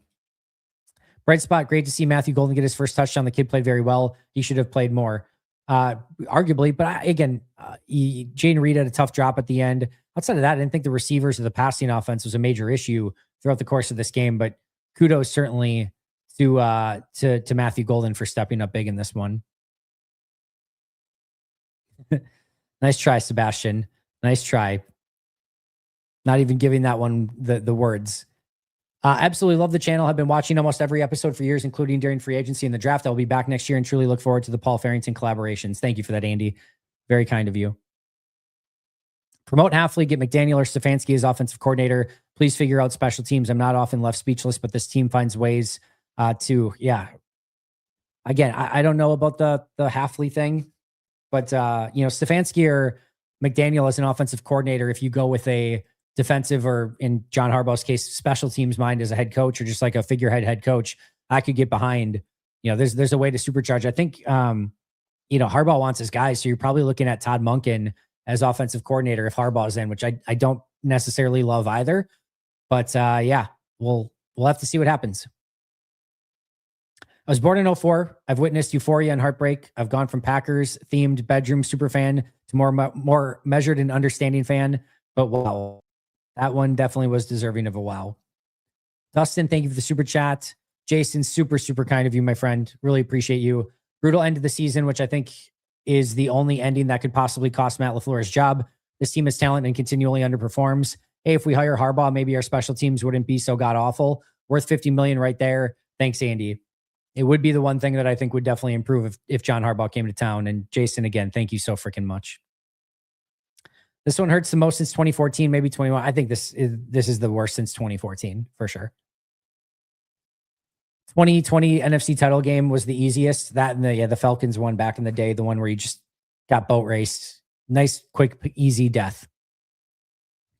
We have a team that says, hey, quarterback, go be a Hall of Famer and win it with your arm. We don't need run blocking special teams. Halfley will be gone. He saved their ass. Absolutely atrocious. Yeah, I thought Love was great. And he did everything he could to keep the team in the game. Hova, thank you for becoming a new member. Leak, appreciate all your work, Andy. The hat and sweatshirt combo is an A+. I tried my best. Leak. I really did. Do you like the sound of Halfley as head coach and McDaniels at OC? I'm just spitballing. I love football, but sometimes I hate it. Yeah, we talked about this. Not my favorite off the top of my head, but I don't know. Maybe it grows on me a little bit. One of the worst second half playoff coaching performances of the last 10 years. Matt LaFleur saved his guy, Bisaccia, and it might ultimately cost him his. I said all year in all offseason, the craziest thing to me was that not only did they bring Bisaccia back, they extended him and gave him a raise. They extended him and gave him a raise. Just an all-time dumb decision. All-time dumb decision. Well, I've had 2 bad plays with the delay and fumble snap on those drives. Yeah, I mean, the fumble snap was with Lacita Smith, right? So I'll have to look at it, but it's easy to understand why maybe there was a problem there. And then the delay of game, I have to go back and look too of like when they got out of the huddle and how much time they have. Just remember too, he can't call a timeout there because they called one. So you get a 15-yard personal or like a 15-yard penalty for calling 2 timeouts in a row. So if there was not much time left, there's not much he could do. So I have to go back and look at that though. Jim, thank you for the new membership. You guys are still coming with the super chats. You guys are amazing. Can we dive into the draft? They don't have a first-round pick. They don't have a first-round pick. It's less fun to dive into the draft when they don't have a first-round pick, Dakota. Why would we extend him after that second half choke job? That was terrible. I don't know that they will. All we know is pain. Yeah. My last gasp on the internet before I go dark on socials to protect my mental health for the next few weeks. Love this team. Love you, Andy. But man, I feel you, Postman. I almost didn't come on for today's show. In your opinion, do you think Matt LaFleur takes the ball out of Love's hands too much? Got very conservative in that second half compared to the first. I don't. In certain situations, yes. In this one, I don't know that was the case. How many times did they run? 1 carry, -2. 1 carry, 1 yard. So 2 carries for -1 yards. 3 carries, -1 yards. 4 carries, 0 yards. 5 carries, 0 yards. 6 carries, 0 yards. They ran the ball 6 times in the second half. So 6 times on what? I know a lot of these drives didn't go for much, but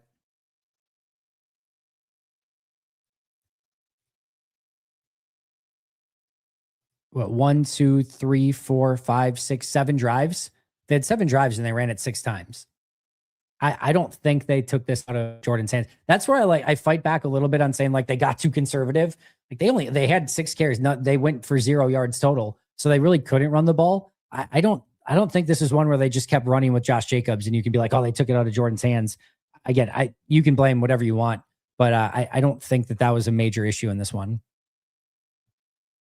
This team is great at overachieving, at underachieving with the amount of talent on the roster. Not exactly sure what that means, Dennis, but listen, they're good against bad teams and they haven't been good against good teams. Give the job to Mike McDaniels. The Harbaugh comments are a joke. Dude's last Super Bowl was in 13. He's had an MVP since 2019. Matt LaFleur just can't seem to find his identity. Cannot come back after a loss. I don't think McDaniels is the way to go. I would be pretty vehemently against. I would just keep Matt in that situation. I don't think all of the things that are an issue get fixed by going from LaFleur to McDaniels. I just think you're getting kind of a worse version of what you already have. Quasar, again, if it's offensive coordinator, sure. I think they need to go defensive head coach. I think that we haven't tried that in a while, and it has won the Super Bowl before. In Green Bay, it hasn't. Mike McCarthy and Mike Holmgren have been offensive coaches. The last defensive coach was Ray Rhodes. That didn't go so well. So in Green Bay, it hasn't happened. It's not just the last few losses, but the manner in which we lost those games. Absolutely. Absolutely. Trade Gary, Nixon. They're not going to find a trade for Gary. They're not going to find a trade for Nixon. Release McManus. Sure. Fire Matt. Sure. Fire special teams coach. Sure. Hire Harbaugh. We'll see. Draft a corner and edge rusher and lineman. You don't have many picks. You don't have many good picks. They don't have much money to make free agent moves either. Maybe follow Chicago's lead. Hate myself right now. I feel you, Favre. F it. We are keeping Andy here till 7 a.m. Let's go. Let's do it. I might need to go get another Gatorade.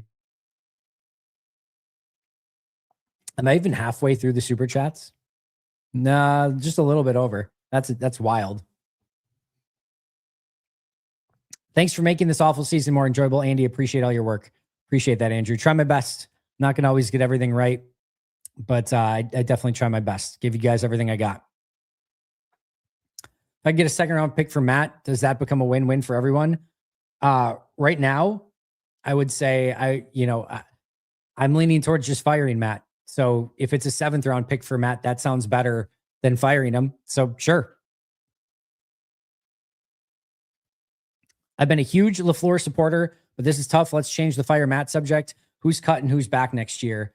Yeah, I mean, we'll go through this obviously in greater detail.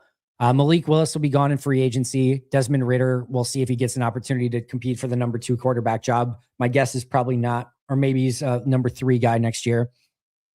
Jacob should be back. Wilson and Brooks have interesting decisions as restricted free agents.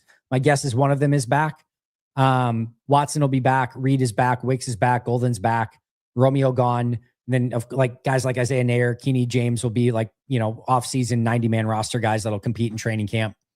Rasheed Walker's gone. Banks is a really interesting conversation. They should cut him. I bet they bring him back. Sean Ryan, I think they should bring back. I don't know if they will.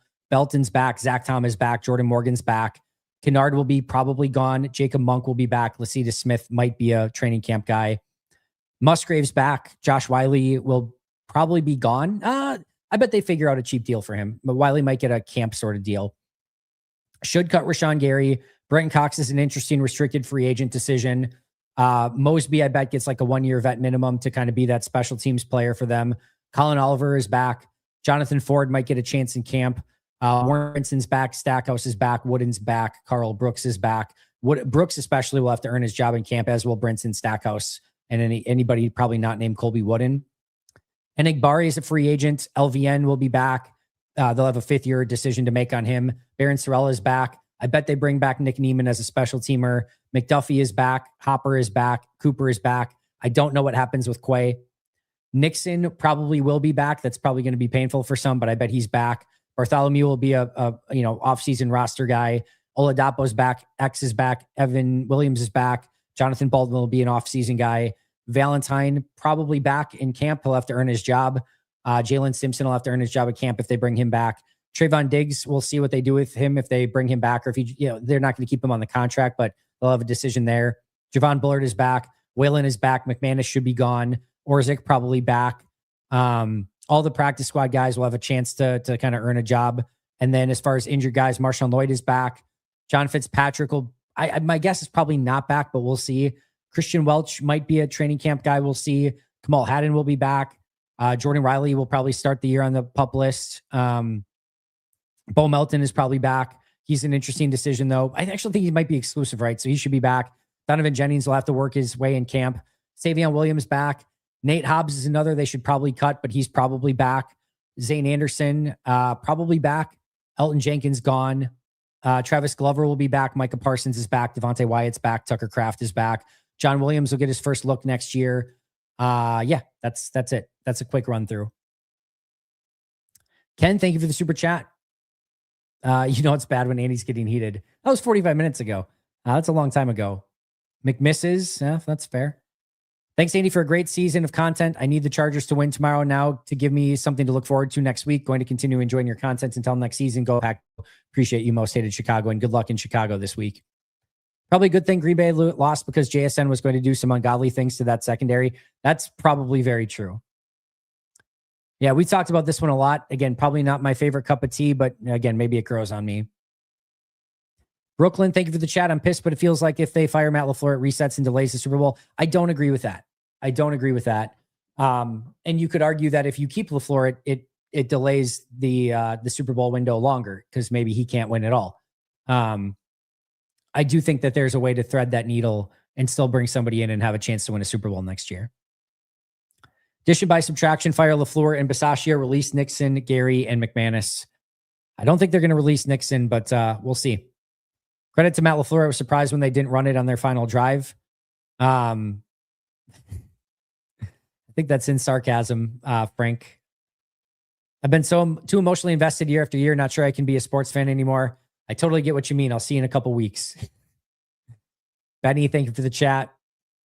Love the group therapy. Appreciate you and enjoyed a rough season much more because of you and the Pack-A-Day crew. LaFleur, have any trade value after this game? I don't know. Maybe. Sick of Matt LaFraud. Team rarely feels ready to play. I mean, they were certainly ready to play in this game. However, you fire LaFraud, you better replace him with someone better. That's the challenge. That's the challenge. Could we please take the shotgun runs? I mean, no. Ultimately, no. You cannot not run out of shotgun. That's an impossibility. Never seen a coach spam a play as much all season. That rarely worked. They need to be better at it, but no, you cannot get it out of your scheme altogether. Bears are not good. 7 comeback wins like this isn't sustainable. Water finds its level, like when the Vikings. Yeah, sure, great. Yeah, they're not going to win at all, but I'd rather be in their position than Green Bay's position right now, Tyler. Landon, thank you for the chat. 157. We're up to 300. 300 super chats. 300. You guys are insane.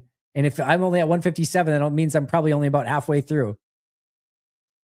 We were great in the first half. What do we do in the second? The exact opposite of what we did in the first, and at least that's how it felt. I think Chicago made changes. I don't think Green Bay adjusted well to those changes, but I'll know more when I go and rewatch it.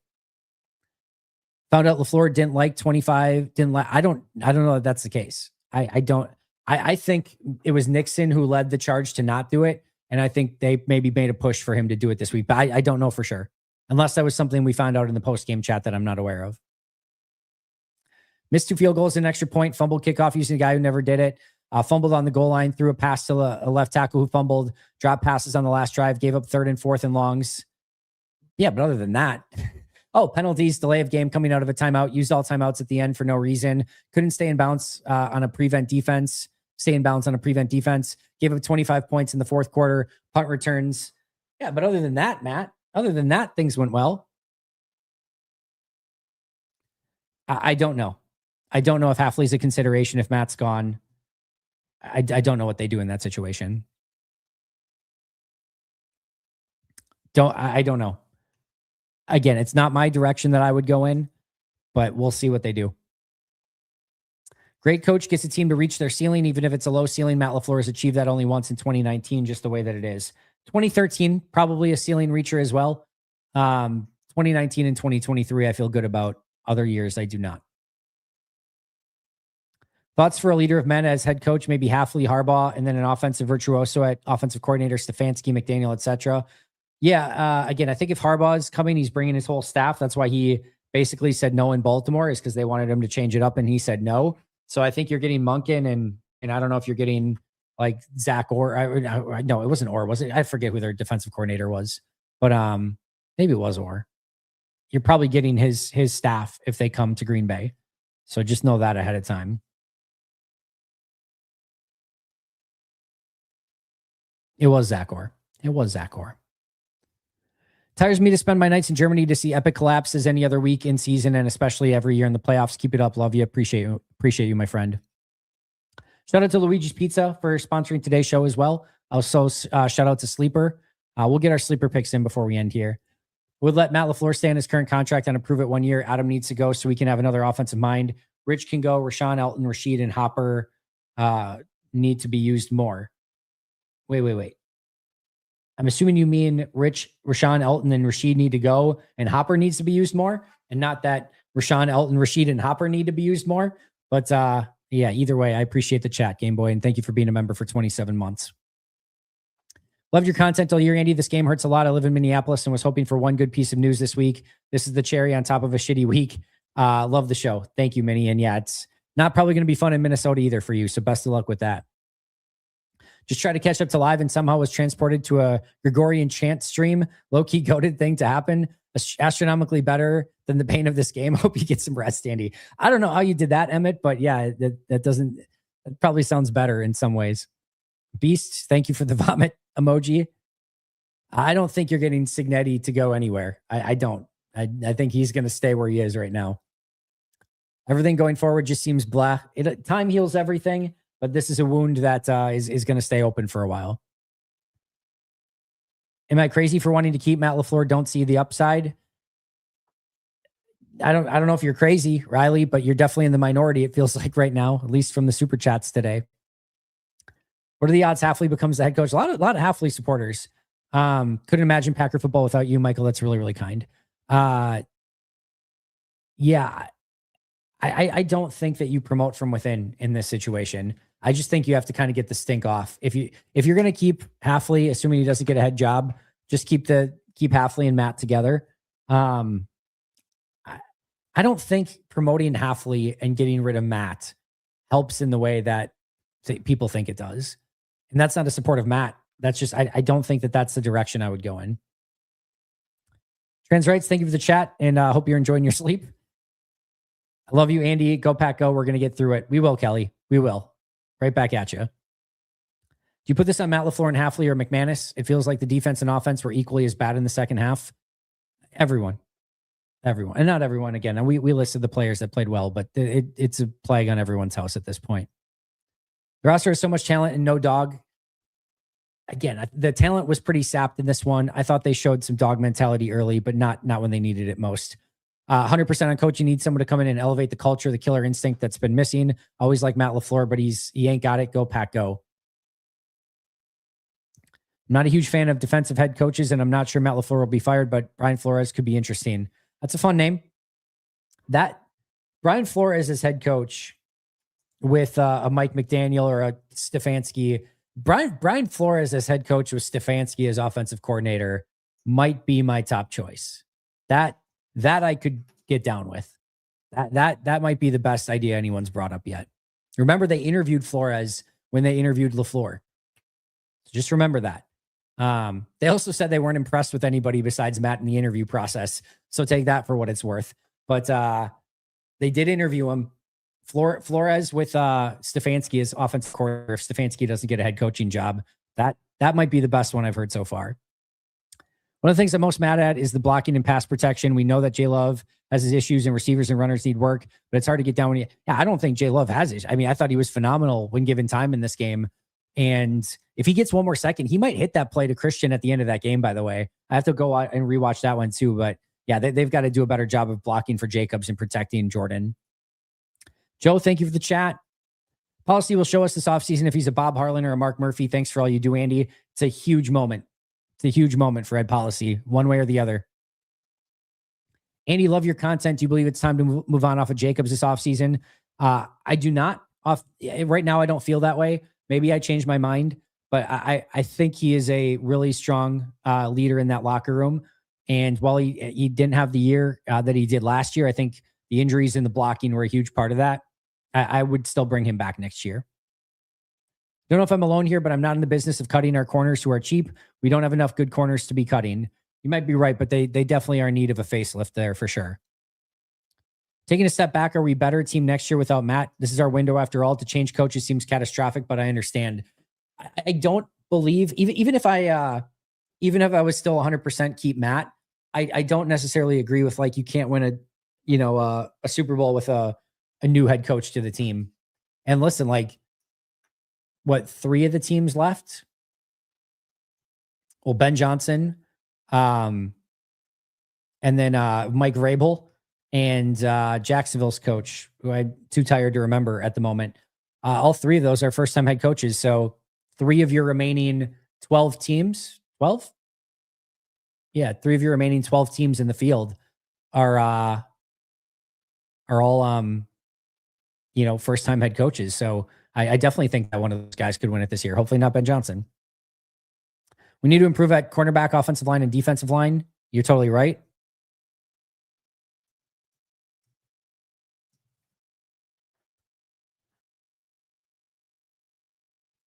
Not sure how Ed Policy keeps Matt LaFleur. Any concern about Love is if Matt LaFleur is gone. Matt LaFleur deserves credit. That's the $1 million question. That's the $1 million question, is how does Jordan do in a different offense? And that's where, again, Mike McDaniel, even Stefanski to an extent, I think makes some sense. But that will be a major question, is if you go with a new coach, if it's like a Todd Monken, for example, if it is John Harbaugh as head coach, how does Jordan perform in a different offense where he's clicked very, very well with Matt LaFleur? That is, I think, one of the biggest things that Ed Policy and company are going to have to take into consideration, is if you just feel that you get the best quarterback play with Matt LaFleur here, do you live with it and try to see if you can just, get by with it and some of the deficiencies that Matt has, rather than you getting maybe some strengths from a different coach, but having Jordan not play as well? It's a really big factor that needs to be considered. If he stays, you should go get an offensive coordinator, call plays. I see that never makes sense. Like, I don't know. I guess everything's on the table at this point, but I don't think that's usually just like delaying the inevitable in the beginning of the end. I think if you say that he's not going to call plays anymore, like what's his strength then? It's not the rest of the stuff, right? So if you're going to nuke him of play calling ability, move on. Just move on at that point. Packers were the better team, but not mentally. What do you think, Andy? They just choked. They choked it away. So yeah, I think mental aptitude and whatever it is, they couldn't get through that game. Credit to Chicago, I guess, but yeah, Green Bay didn't have the testicular fortitude, the mental aptitude, I don't know, whatever you want to call it, to finish the end of that game. It's probably not testicular fortitude. That's not right. But the mental aptitude to finish that game strong. And it's just disappointing. Why does Hafley get such a pass with everyone? Yeah, I've kind of been, I'm not there. I think he's better than that. I think he duct taped and band-aided his way through 3/4 of this game as best as he could. But I wasn't super inspired by Jeff Hafley this year. I'll just put it that way. Andy, I'm tired of this every year. Can't end the same. It's almost like I'd rather lose by 20. Does feel like we're in some stupid twilight zone. Really does. Hafley's defense gave up 25 points in the second half. That seems like a lot of points. If you think Matt LaFleur should come back after this, you have brain damage and need to be screened for a tumor. This legitimately hurts so bad. It does. It really does hurt. Wausau, thank you so much. Season is over. Why is Andy Herman the babe of Green Bay content creators? That is one thing I have never been called, Long Dong Frazier. So thank you for your kind words, but that is, I don't think people are showing up for this gorgeous face, but I think it's more content related, but I appreciate the kind words. I'm trying to think if there's something that he like spelled wrong. I don't know. Eddie, part 2. Let me know if I'm reading it wrong. Matt is a great offensive mind, good play caller, etc., but he's not a charismatic, inspiring leader of men. I think that's a little bit overblown, but I honestly don't care. Insert whatever blame that you want, whatever it is. It didn't get Matt to the point that it needed to be, and it was another catastrophic collapse. Whatever you want to read into that, I don't know that it ultimately matters. Don't understand how change isn't needed. Within the soft 7th seed, we never make the playoffs without Rodgers. Say what you will, but we've had the talent, but not the results for years. This game was inexcusable. Yeah. Taking the words right out of my mouth, Bark. Bold prediction, Andy, is Matt back, and is it the right decision? I think this is the toughest one to answer. I have no idea how the powers that be are going to handle this. Squirt gun to my head? I honestly don't know.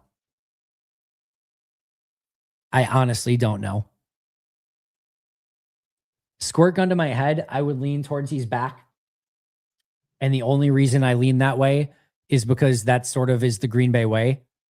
They probably stay loyal a tick too long, then going the other direction. And I don't think this team likes being the team that just moving on. Obviously, this is not a quick move on. He's had a lot of time here in Green Bay. But squirt gun to my head, I think they stay loyal. But I'm extremely not confident in that statement. Extremely not confident in that statement. Our playoff losses are uniquely brutal and cruel. They really are. They really, really are. We are serious about experience, and Harbaugh is in the conversation. Might as well include McCarthy. Their experience is near identical. Can you imagine if they brought back Mike? If that was the final answer here, is that they brought back Mike McCarthy? That would be a funny end to this story.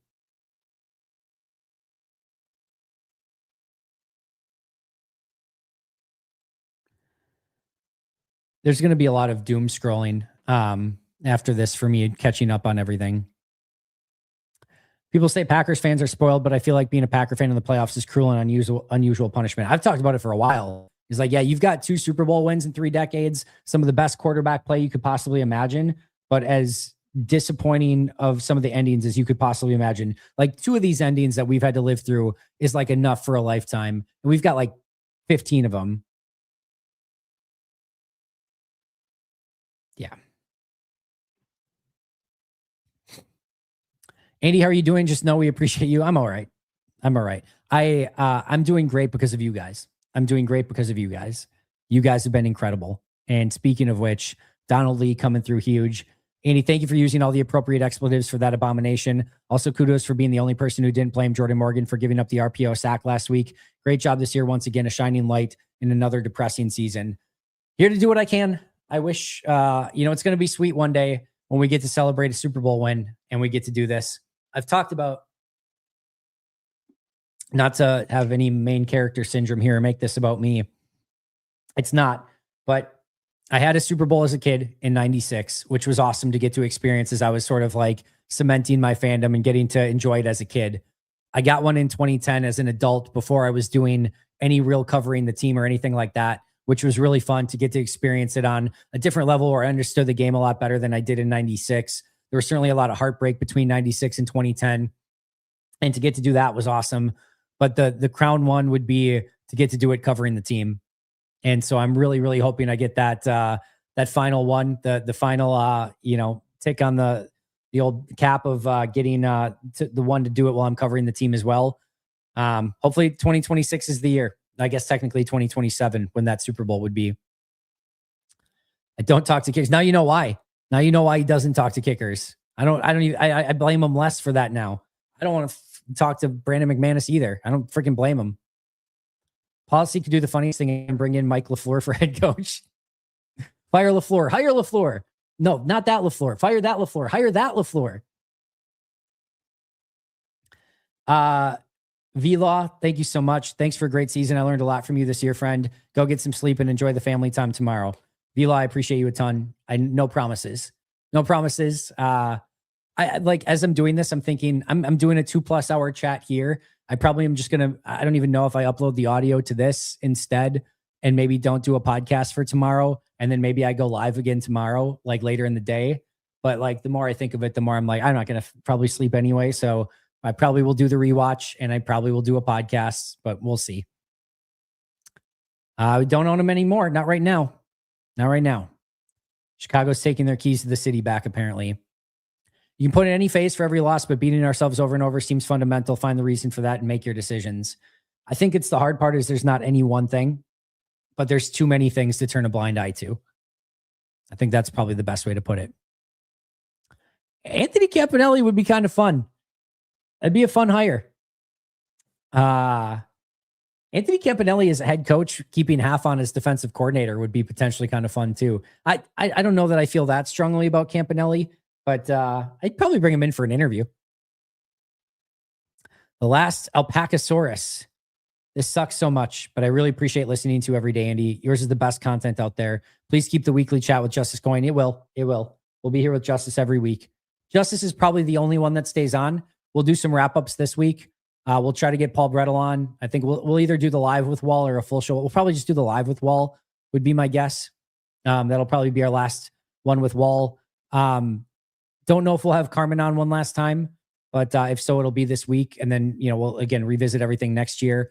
We'll do one more at the Paul Farrington show on Tuesday and try to get Paul Brettel on, but we'll do one more week of everyone, try to get everyone on this week. And then the following week, every week after that, of our normal recurring guests will just be Justice. And then Perry and Grant will be every other week to continue as well. At least hopefully that's my hope as of now. Favorite quote of all time: you have to be an effing idiot to be a sports fan. Love you, Andy. Thanks for all you do. There's a lot of pain that comes along with it for sure. I like that you're real about Matt LaFleur's job on the line. Other Green Bay podcasters are dismissing the idea. Even with the lead, I knew we'd choke, and this is the issue with the team. I'm surprised other podcasters are defending it as much. I'd love to hear the argument for it.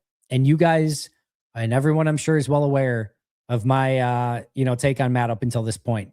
I don't think I need to redefine it. I don't know. I don't know what the decision was there. Not sure why they went. I'd have to go back and look at Valentine to see, kind of how he played in totality. I didn't think the corners were like the major issue in this game, but everything was just a degree of not good enough. And he didn't want to do, but he didn't want to do it, but we made him read our goofy ass names and shit takes regardless. I don't think there's been many shit takes today, so I appreciate you guys. I'd like to keep Matt LaFleur one more year. Feels like a healthy Packers team can make a deep run next year. I enjoyed your content this year, Andy. You guys are all very, very kind. I love you all so much. Thank you. I really do appreciate it. But that O-line, huh? Yes, indeed. I used to have faith that we knew how to pick them and draft them. Soft. Yes, indeed. Definitely not good enough.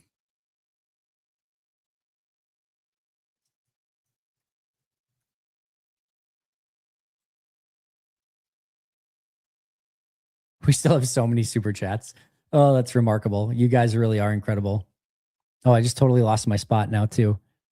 Oh, there we go. All right. The sad thing is we had all the bounces go our way. Thanks for the dedication, Andy. I'm compartmentalizing right now. Go Pack. I think we all are. Brasky, you son of a bitch. Do what you need to do. G Zimmer 26. Thank you for the chats. Harbaugh historically good special teams plus 2 rings. I think he's 1 ring, right? Unless maybe he did it as a special teams coach, but I think just 1 ring as a head coach.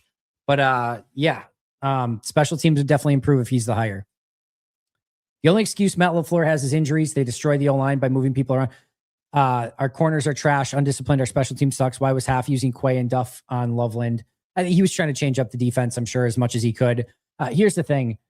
You can excuse, injuries are a fair excuse for this team reaching its ceiling this year. Unbelievably, you can't choke games away.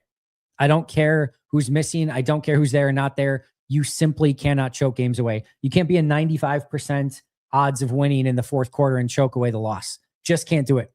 Just can't do it. Regardless, I don't care if it's, I don't care if Clayton Toon's out there. I don't care who's out there. You got to find a way to finish that game. Matt LaFleur did wizard work despite a poor running game. Who's really at fault for no rush? His biggest fault is loyalty choices of coordinators. Maybe. I don't think that there's much we can say about Steno. Maybe he sucks. Maybe he's great. I don't know, but it's tough to evaluate it. Hafley was fine. I don't think he was the major issue. And then, obviously Bisaccia was brutal. Absolutely brutal. There is a Super Bowl winning head coach available who consistently calls top 10 offenses and always helps his quarterback. Bring Big Mike home. I'm serious about this.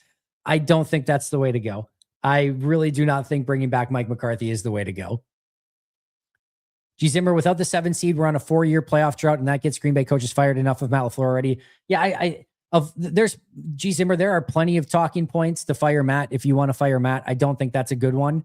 But I think there's plenty of other stuff there where you can be upset with it. Silver lining, you can retire off super chats tonight. Not quite retire. I do appreciate it though, because I have a feeling it's going to be a much less listened to next few weeks, unless we get a Matt LaFleur firing and head coaching search. That will save a lot of content and views. But if we don't, if Matt LaFleur is just back, I think we're going to get a pretty big lull on views and listens because of the state of the team. The issue now with coaching is that Cignetti just turned around one of the worst programs in college football with damn near zero talent. We have a trend. It's not up. Matt LaFleur mistakes were tangible that even my wife could see. I'm sure she's smart. I'm sure she knows ball. Look at, she's got a, I'm sorry. I was going to say she's got a, but if that's a Darnell Savage jersey, then yeah, I'm sorry. I can't defend her. I was going to try to defend her for a moment because it looks like a Darnell Savage or a Packers jersey at least, but it looks like a Darnell Savage jersey maybe, in which case maybe I can't defend her. How can Matt not use Golden all year? Again, I think there's probably extenuating circumstances that we don't know, just whether it's blocking or whether it's, being in the right place, knowing the playbook and the offense, things like that. But if there's a silver lining, it looks like he's a really, as we've talked about all year, he's super talented. He's going to be really good. And I think he started showing that tonight in a pretty significant way. Ben Johnson beat Matt twice yet again. If they coach against each other, again, are they shaking hands? No respect for how they played up that drama. Yeah, listen, if the opposing coach is going to say that about your coach, you better be able to go out and win those games. And they didn't. They didn't. They won the first one. They choked away the last two. Extend LaFleur. You don't need to do that, Beast. He's under contract. So there's no extension needed to trade him. You trade him based on the contract that he's on. And then the new team signs that extension. Draft all the corners and a couple D tackles. It will all be fine. I hope. I cope. That O-line coach better be gone. I would assume that there's a very good chance of that one way or the other.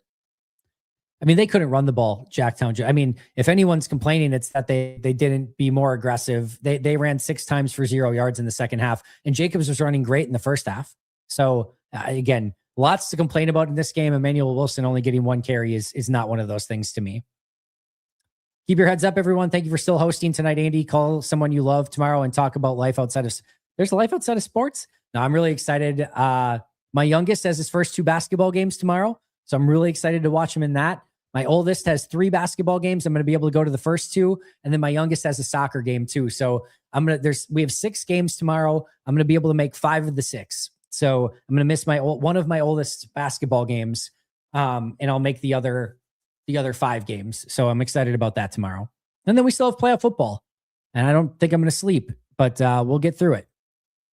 Started listening to your podcast a few weeks ago. It's the only thing that can keep me sane. Very interesting offseason in for Green Bay. Go Pack Go. Isaiah, thank you so much for finding us. I'm glad it's been something you've enjoyed. Tell a friend, and we appreciate you a ton. Not a fire Matt LaFleur guy, but he needs to find an assistant to help manage the clock, etc. The underutilization of Golden is what hurts the most. Yeah, my guess is there's some reasons for that, but again, Golden showed out today.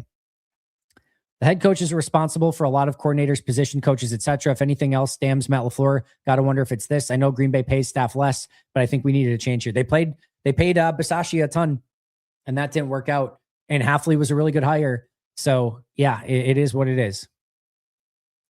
They lose with a score of 27. The number is cursed. It was supposed to be the good number, right? Supposed to be the good number.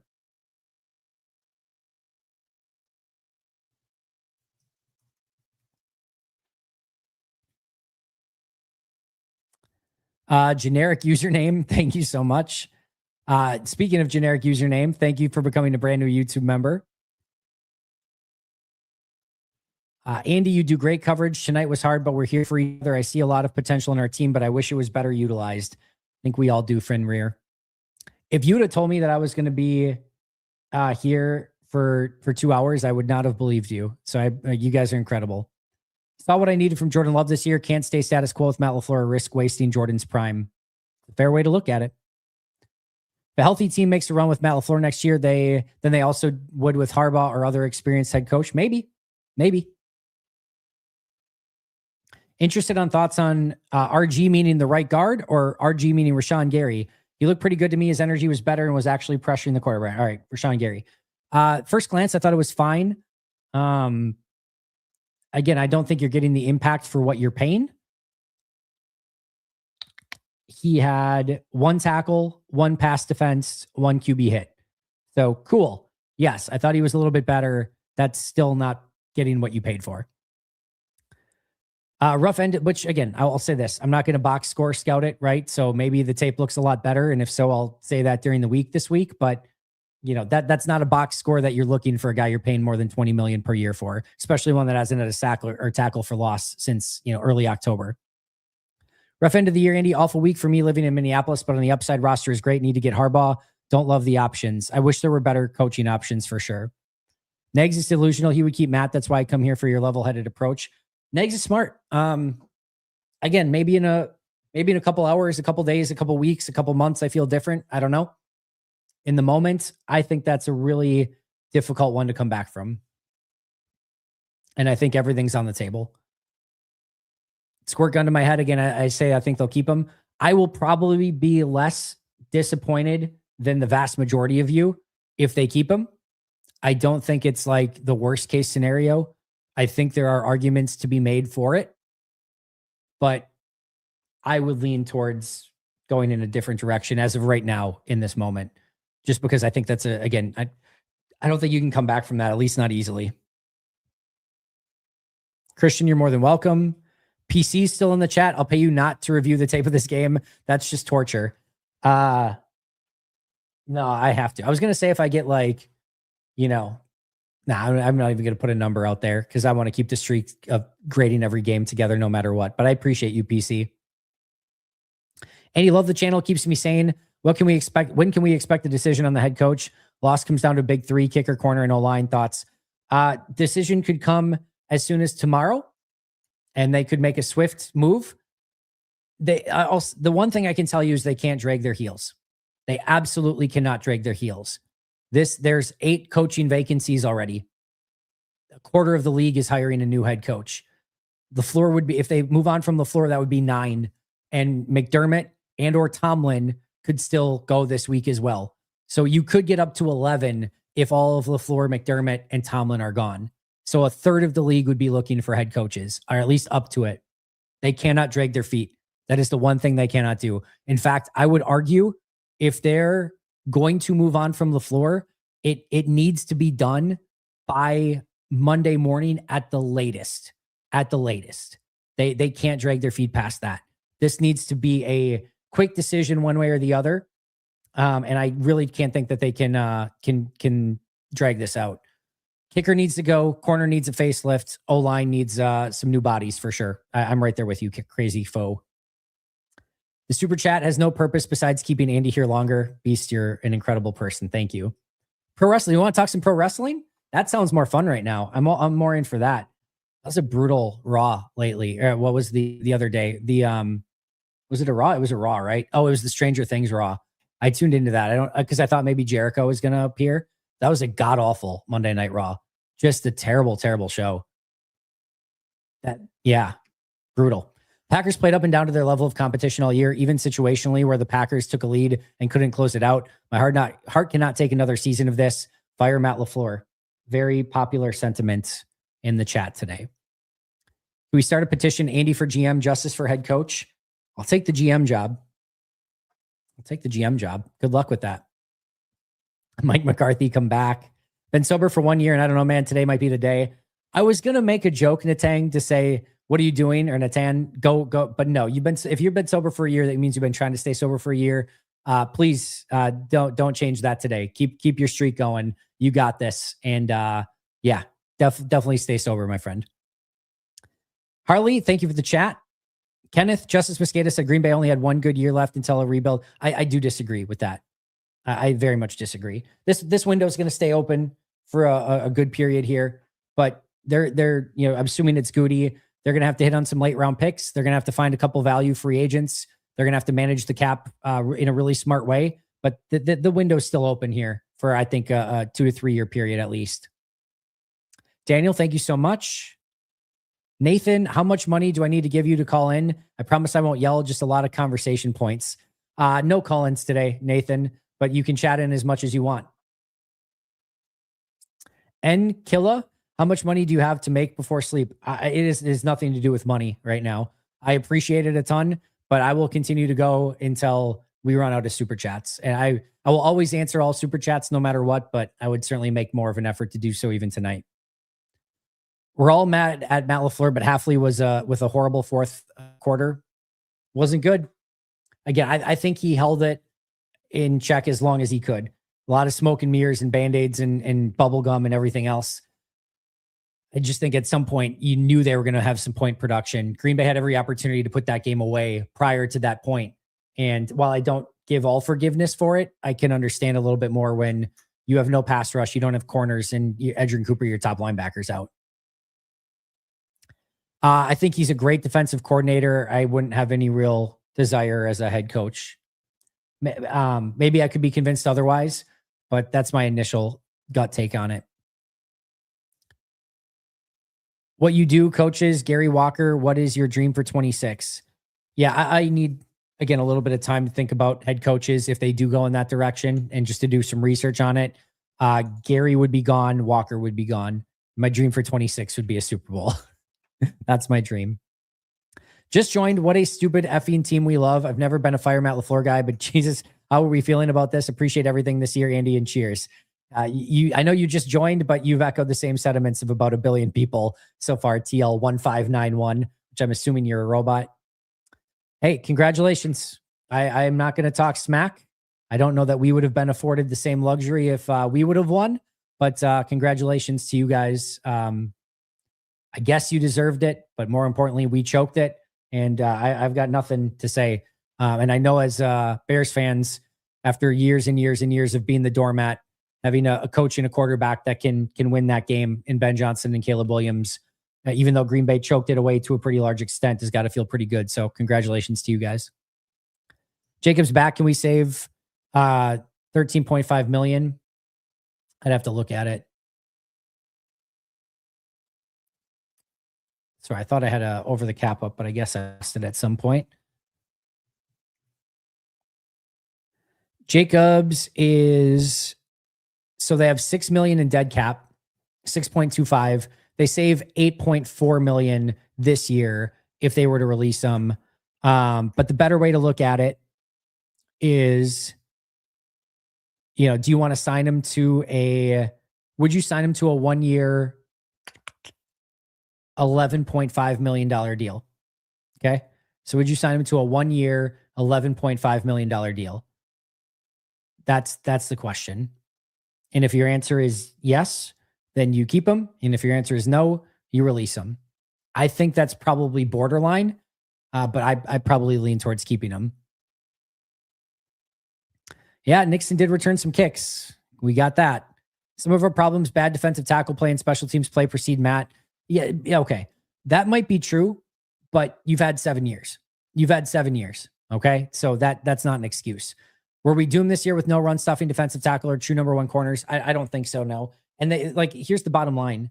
They could have won this game. I thought the defensive tackles stepped up pretty well in this game, especially from a run defense standpoint. So no, I don't buy those as excuses for this game. Could they have won the Super Bowl with that? I don't know. And the answer with the injuries is no. But could they have won this game? Yes, and they didn't. And everything has more value in the playoffs. Thanks for the grand, Andy. Until next year, go Pack Go. Make sure to check out the off. I will say this, guys. If you are just in-season listeners or viewers, you're really missing out.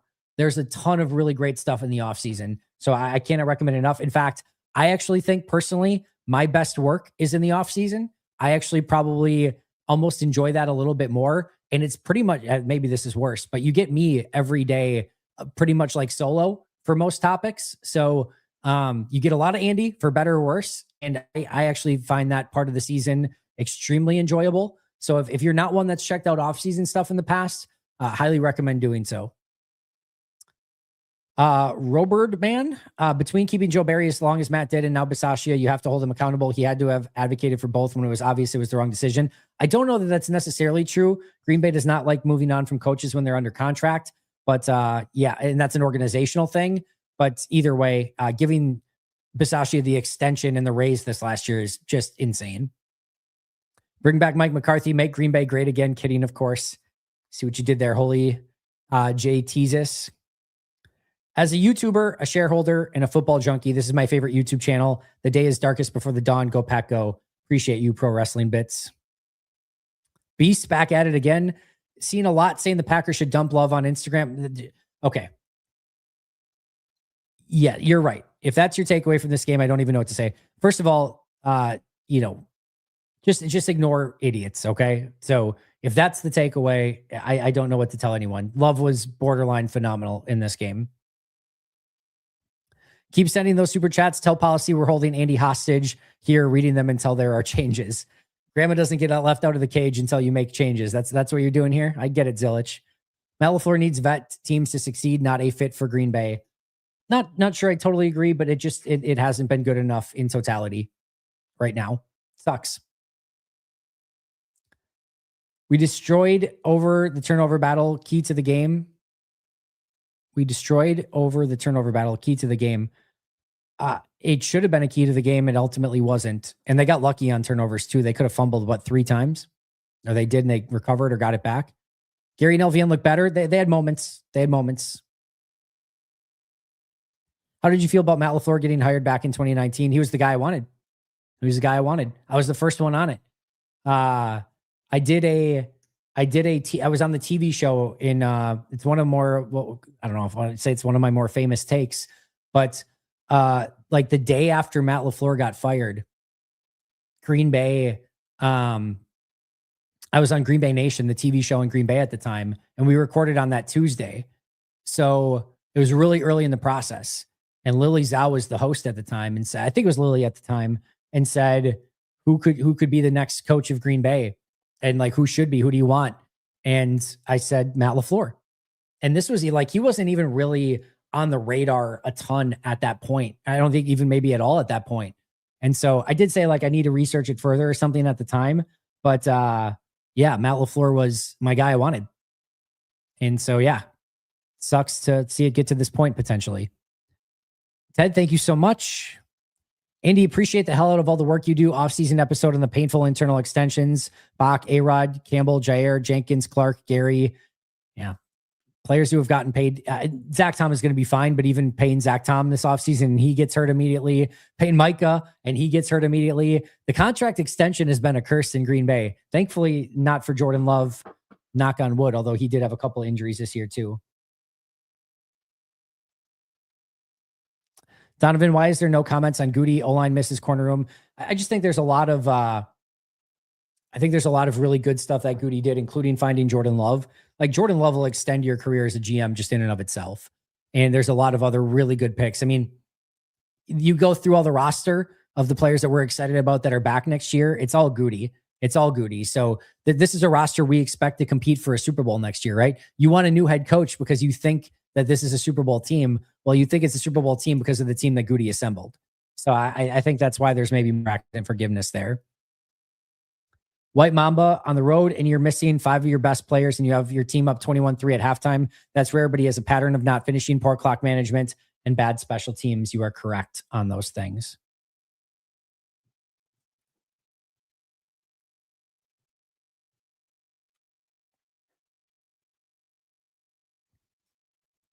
All right. Stefanski is head coach, McDaniel's offensive coordinator. I don't think those two things would exist together. Morris is defensive coordinator, assuming Halfley gets a head coaching job. Yes, I've had a few beers. Love this channel, and Go Pack Go. I don't think they're going to assemble that group, but we'll see. Beast needs alcohol. I get it. Finishing out the rest of these super chats strong, Andy. Show LaFleur how you finish in the second half. I'll do my best.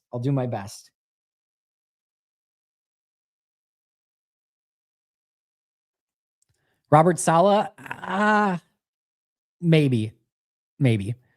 Biggest takeaway, Bears with Johnson are resilient. Packers are not with LaFleur. The firing post is going to hit. We'll see. Now LaFleur is still dressed as a, we don't need to go there. Live bet Bears at 21-9, easy money. I know my Packers. I almost did emotional hedge today, a loss for Green Bay, but I couldn't quite get myself to do there.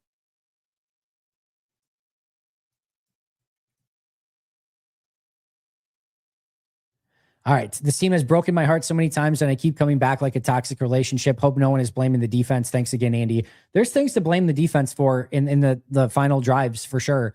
But again, as I've said all along, I think Jeff held it together as long as he could.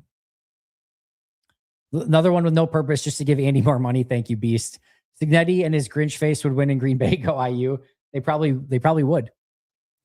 Any 25 points in the fourth quarter. Halfley D, not great, not good enough at the end. I'll put it, we've talked about already over and over, but it wasn't good enough at the end. Still 2,000 of you here in chat, by the way. Thank you so much. We've had multiple Bukowski collabs in the past, by the way, Riley. It happened a lot on the radio show, but I've been on Locked On. He's been on Pack a Day. That's happened on numerous occasions. We'll probably get one this offseason. Play callers grow on trees. Leaders of men do not. I think Matt deserves more credit than that, but I understand the frustration. Speaking of Bukowski, it's all his fault. I think that's probably true. I think we can all agree this is Peter Bukowski's fault. That seems obvious. I don't even know that we needed to state it. Clearly, Peter Bukowski's fault. Sadly, would have been a real fun on the other side. It would have, Mimsy. I don't even want to think about it. Sad as it was to see the season end this way, I'm looking forward to some draft prospect and off-season breakdown. Thank you for everything, Andy Dawson. Thank you so much. Maybe you answered this already, but what do you think happens with Quay? It's another one that's a toss-up. Is interesting, but if it's me, I probably don't bring him back, but he had some moments in this game for sure. Yeah, too early for me for a mock draft for sure. For sure. The Packers' last game of the 25-26 season was worse than John Cena's last match. There was more. I mean, in real life, there's probably more on the line in the Packers game, but it felt like there was more on the line in the Cena match because it was his last one. Packers get to keep fighting another day, but both of them were brutal. We have reinforcements coming. Micah and Tucker are really good football players. Matt LaFleur can get lost, though. The talent will help for sure. He needs an offensive coordinator we'll listen to. Shanahan, McVay have offensive coordinators both in that system. We have Steno, Michael LaFleur, and Clint Kubiak. I'm sure you mean Steno is just not that. Yeah, I don't know how we judge Steno one way or the other. Choking away games they have no business losing has become way too common. I've never been a fire Matt LaFleur guy, but I think it's time. Thanks, Andy. Coin, you're more than welcome. I don't want to get attacked, but would getting a new coach risk adjustment time and waste some of the Super Bowl window? No, we talked about that. I don't think so, Eric. I'm not a believer in that. Dumbest move, Kennard catch, Watson hurdle, JJ kick return. I will defend all of them. All right. The Kennard catch was not planned. Jordan got pressured in the end zone. All right. And he had to find an eligible receiver and just get rid of that ball. If he grounds it, it's a safety. So that's a panic moment. So he just hits Kennard. He sees Kennard. He throws it to Kennard and probably a heads up play on him. And then Kennard goes beast mode for 2 plays. And then you could see him just running free with the ball, just, free as a bird, just freaking out that he has the ball. And you could see the fumble coming a mile away. So stupid play from him not to tuck it, but Jordan just had to get rid of it. That was all that play was. Maybe I'm wrong. And when I go back and rewatch it, I'll correct myself, but it certainly looked that way in real time. Christian's trying to make a play. I'm never going to be upset with somebody trying to make a play. And by the way, if he pulls that off, it's one of the coolest plays of the year, probably the coolest play of the year. So he's just trying to make a play. I respect it. I love it. But again, ball security is important. And I talked in the pregame that I wouldn't be stunned if Josh Jacobs maybe got a look at kick returner in this game because of the limited options. The kick return looked really good up until he fumbled. So I actually don't have an issue with any of those things based on the circumstances. And thankfully they didn't have, didn't go wrong in any of those circumstances, but it certainly could have been better. My other teams are the Cardinals and Blues. Needless to say, sports are dead to me until training camp. Thanks for all you do for us, Andy. Thanks, Smooterino. Zillich, thank you again. Tonight I'm on the fire Matt LaFleur wagon, but I think if they did keep him, the only thing that could make it okay is if there's a major shakeup on the staff below him and they spend for some big names there. Yeah, we'll see. It'll be very, very interesting one way or the other. The wildebeest, I know it's only a dream because Matt LaFleur is still under contract, but I think I don't think that's a dream. If they fired Matt, then yeah, Stefanski would probably be somebody they would for sure interview. I would be stunned if they didn't. Stranger Things finale sucked. I'm higher on the Stranger finale than most. Packers suck. Every website is filled with ads, and I have to get a text to sign into any app. Everything sucks. Society peaked in the 20 teens, and it's all downhill. There's a lot of things to be frustrated with in life, JRS, right now. And if we're being honest, there's a lot more things than in real life than what's going on here, but we don't need to go into all of that. And yeah, it would have been nice to have this distraction for a little bit longer for sure. Another super chat to keep you awake. Sleep feels impossible after this collapse anyway. It really does. Thank you again. Thank you for being steady hand for us this year. Most hated Michigander, you are welcome. I know injuries are part of the game, but championship teams don't have injuries like this. What Lombardi teams ever had key injuries like this? Honestly, I don't know. I'd have to go back and study the Lombardi teams more to make a comment on that, but injuries suck. They're a part of the game, and you got to be able to overcome it. Mike McDaniels and Frenchie reunite? I don't think so. We'll see, though. We'll see. Whoever said take this team to the deep end and watch them drown was right, and it's never been fixed. Who was that? Was it Salah? No, it wasn't. Was it Salah? Might have been Salah. McMinus, McManass, McMisses, pack in 7 next year. If they move on from Matt, who would you call for an interview? There'd probably be a lot. I would definitely still interview Halfley, even if that's not the direction I want to go in. Campanelli would be a fun interview, even if that's probably not the ultimate direction. Stefanski, Harbaugh, Clint Kubiak would be on the top of my list. Shula would be one I would definitely bring in for an interview.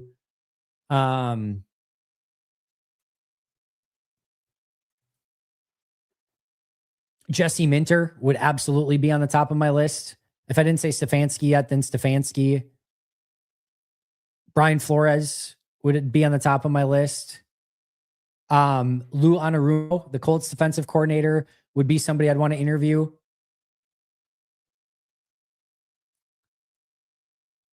This is going to sound crazy. I don't want to hire him. Let me be very clear on that. But I would actually want to interview Greg Olson.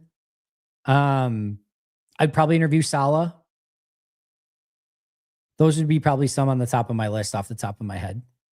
There might be some other ones out there too.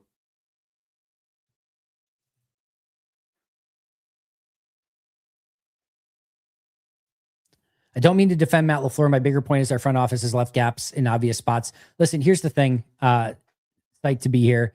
There's no team that's perfect. There's no team that's perfect. Every single team, the Bills, the Rams, the Seahawks, every single team has 1 or 2 weaknesses, just like Green Bay has. Even if everything was healthy in Green Bay, right? If Elton and Zach Tom and everyone was healthy, corner's still an issue, defensive tackle still an issue, offensive line probably still an issue, although Zach Tom and maybe even Elton would help quite a bit. Even if that's, there's going to be weaknesses on your team because there is for everyone. Nobody's putting together a perfect roster right now. It's just impossible. So you have to find a way to mitigate those weaknesses and accentuate your strengths. And that's a big name of the game in the NFL right now. There's parity for a reason. How can I ask a question that can be discussed in depth? I feel I've asked a couple questions that are thought-provoking, but have been glossed over.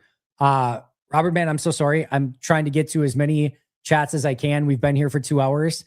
Some of them I'm giving longer answers to. Some of them just happen to be ones that I'm agreeing with more than anything. But I promise you, I'm not trying to ignore your chats. I promise you that. Thanks for everything, Andy. You provide a perspective I haven't had since Vic Ketchman. Glad to have found your coverage and cheers. Thank you for that.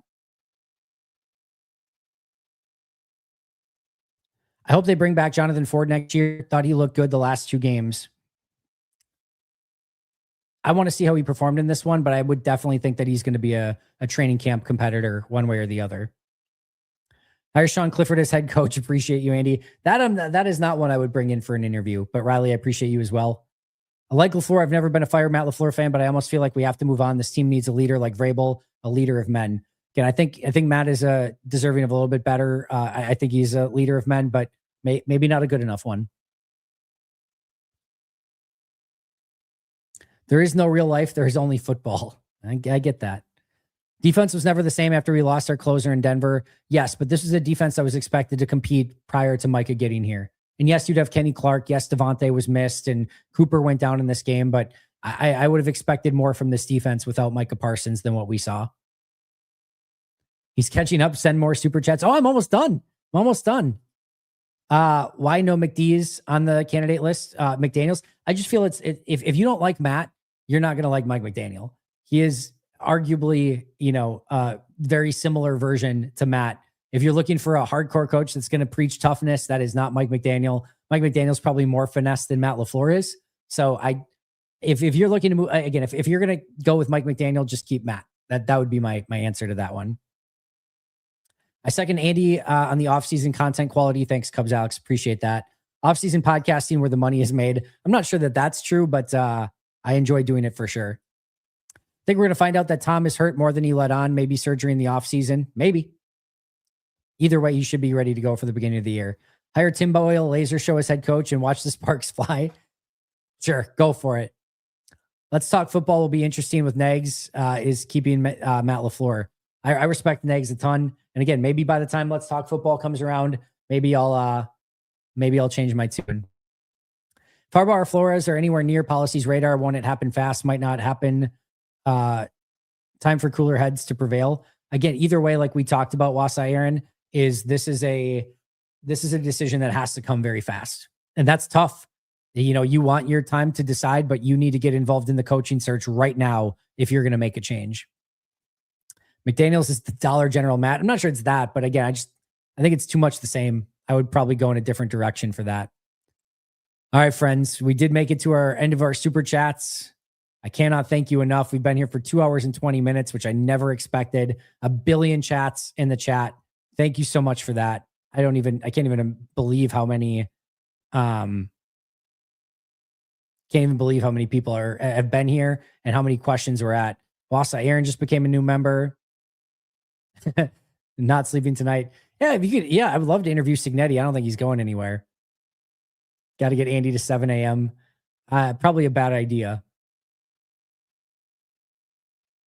Yeah, defense.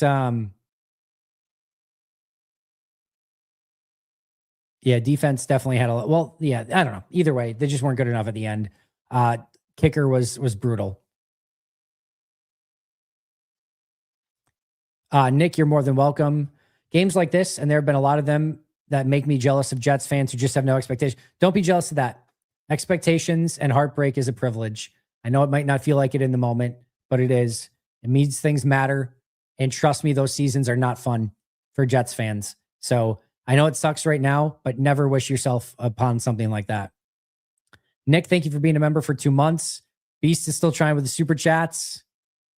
Here's a wild overlooked decision from the past. Moving Billy Turner to tackle for the championship game was a big mistake. It didn't work out well. I don't think that was the deciding factor in that game, but it certainly didn't help. Adam, thank you so much. All right, friends. Cheers. Thank you for being here all year. We'll have something more tomorrow, whether it's a podcast or whether it's a live show. I'll do something. I'll probably do a podcast. Maybe I'll do both.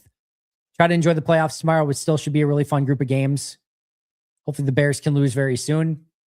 And hopefully 26 is a lot kinder to us than the 25 season was, because that was really, really tough. Isaiah got a super chat. Oh, one more for good luck. Thank you. Go Pack Go. Appreciate you, Isaiah. You're welcome, Mark. I don't know if I'm going to get any rest, Eric, but I'll try my best. I don't think McManus is going to be the kicker after that. Destroy that like button and hit subscribe. Go Pack Go. Beast, I'll try my best.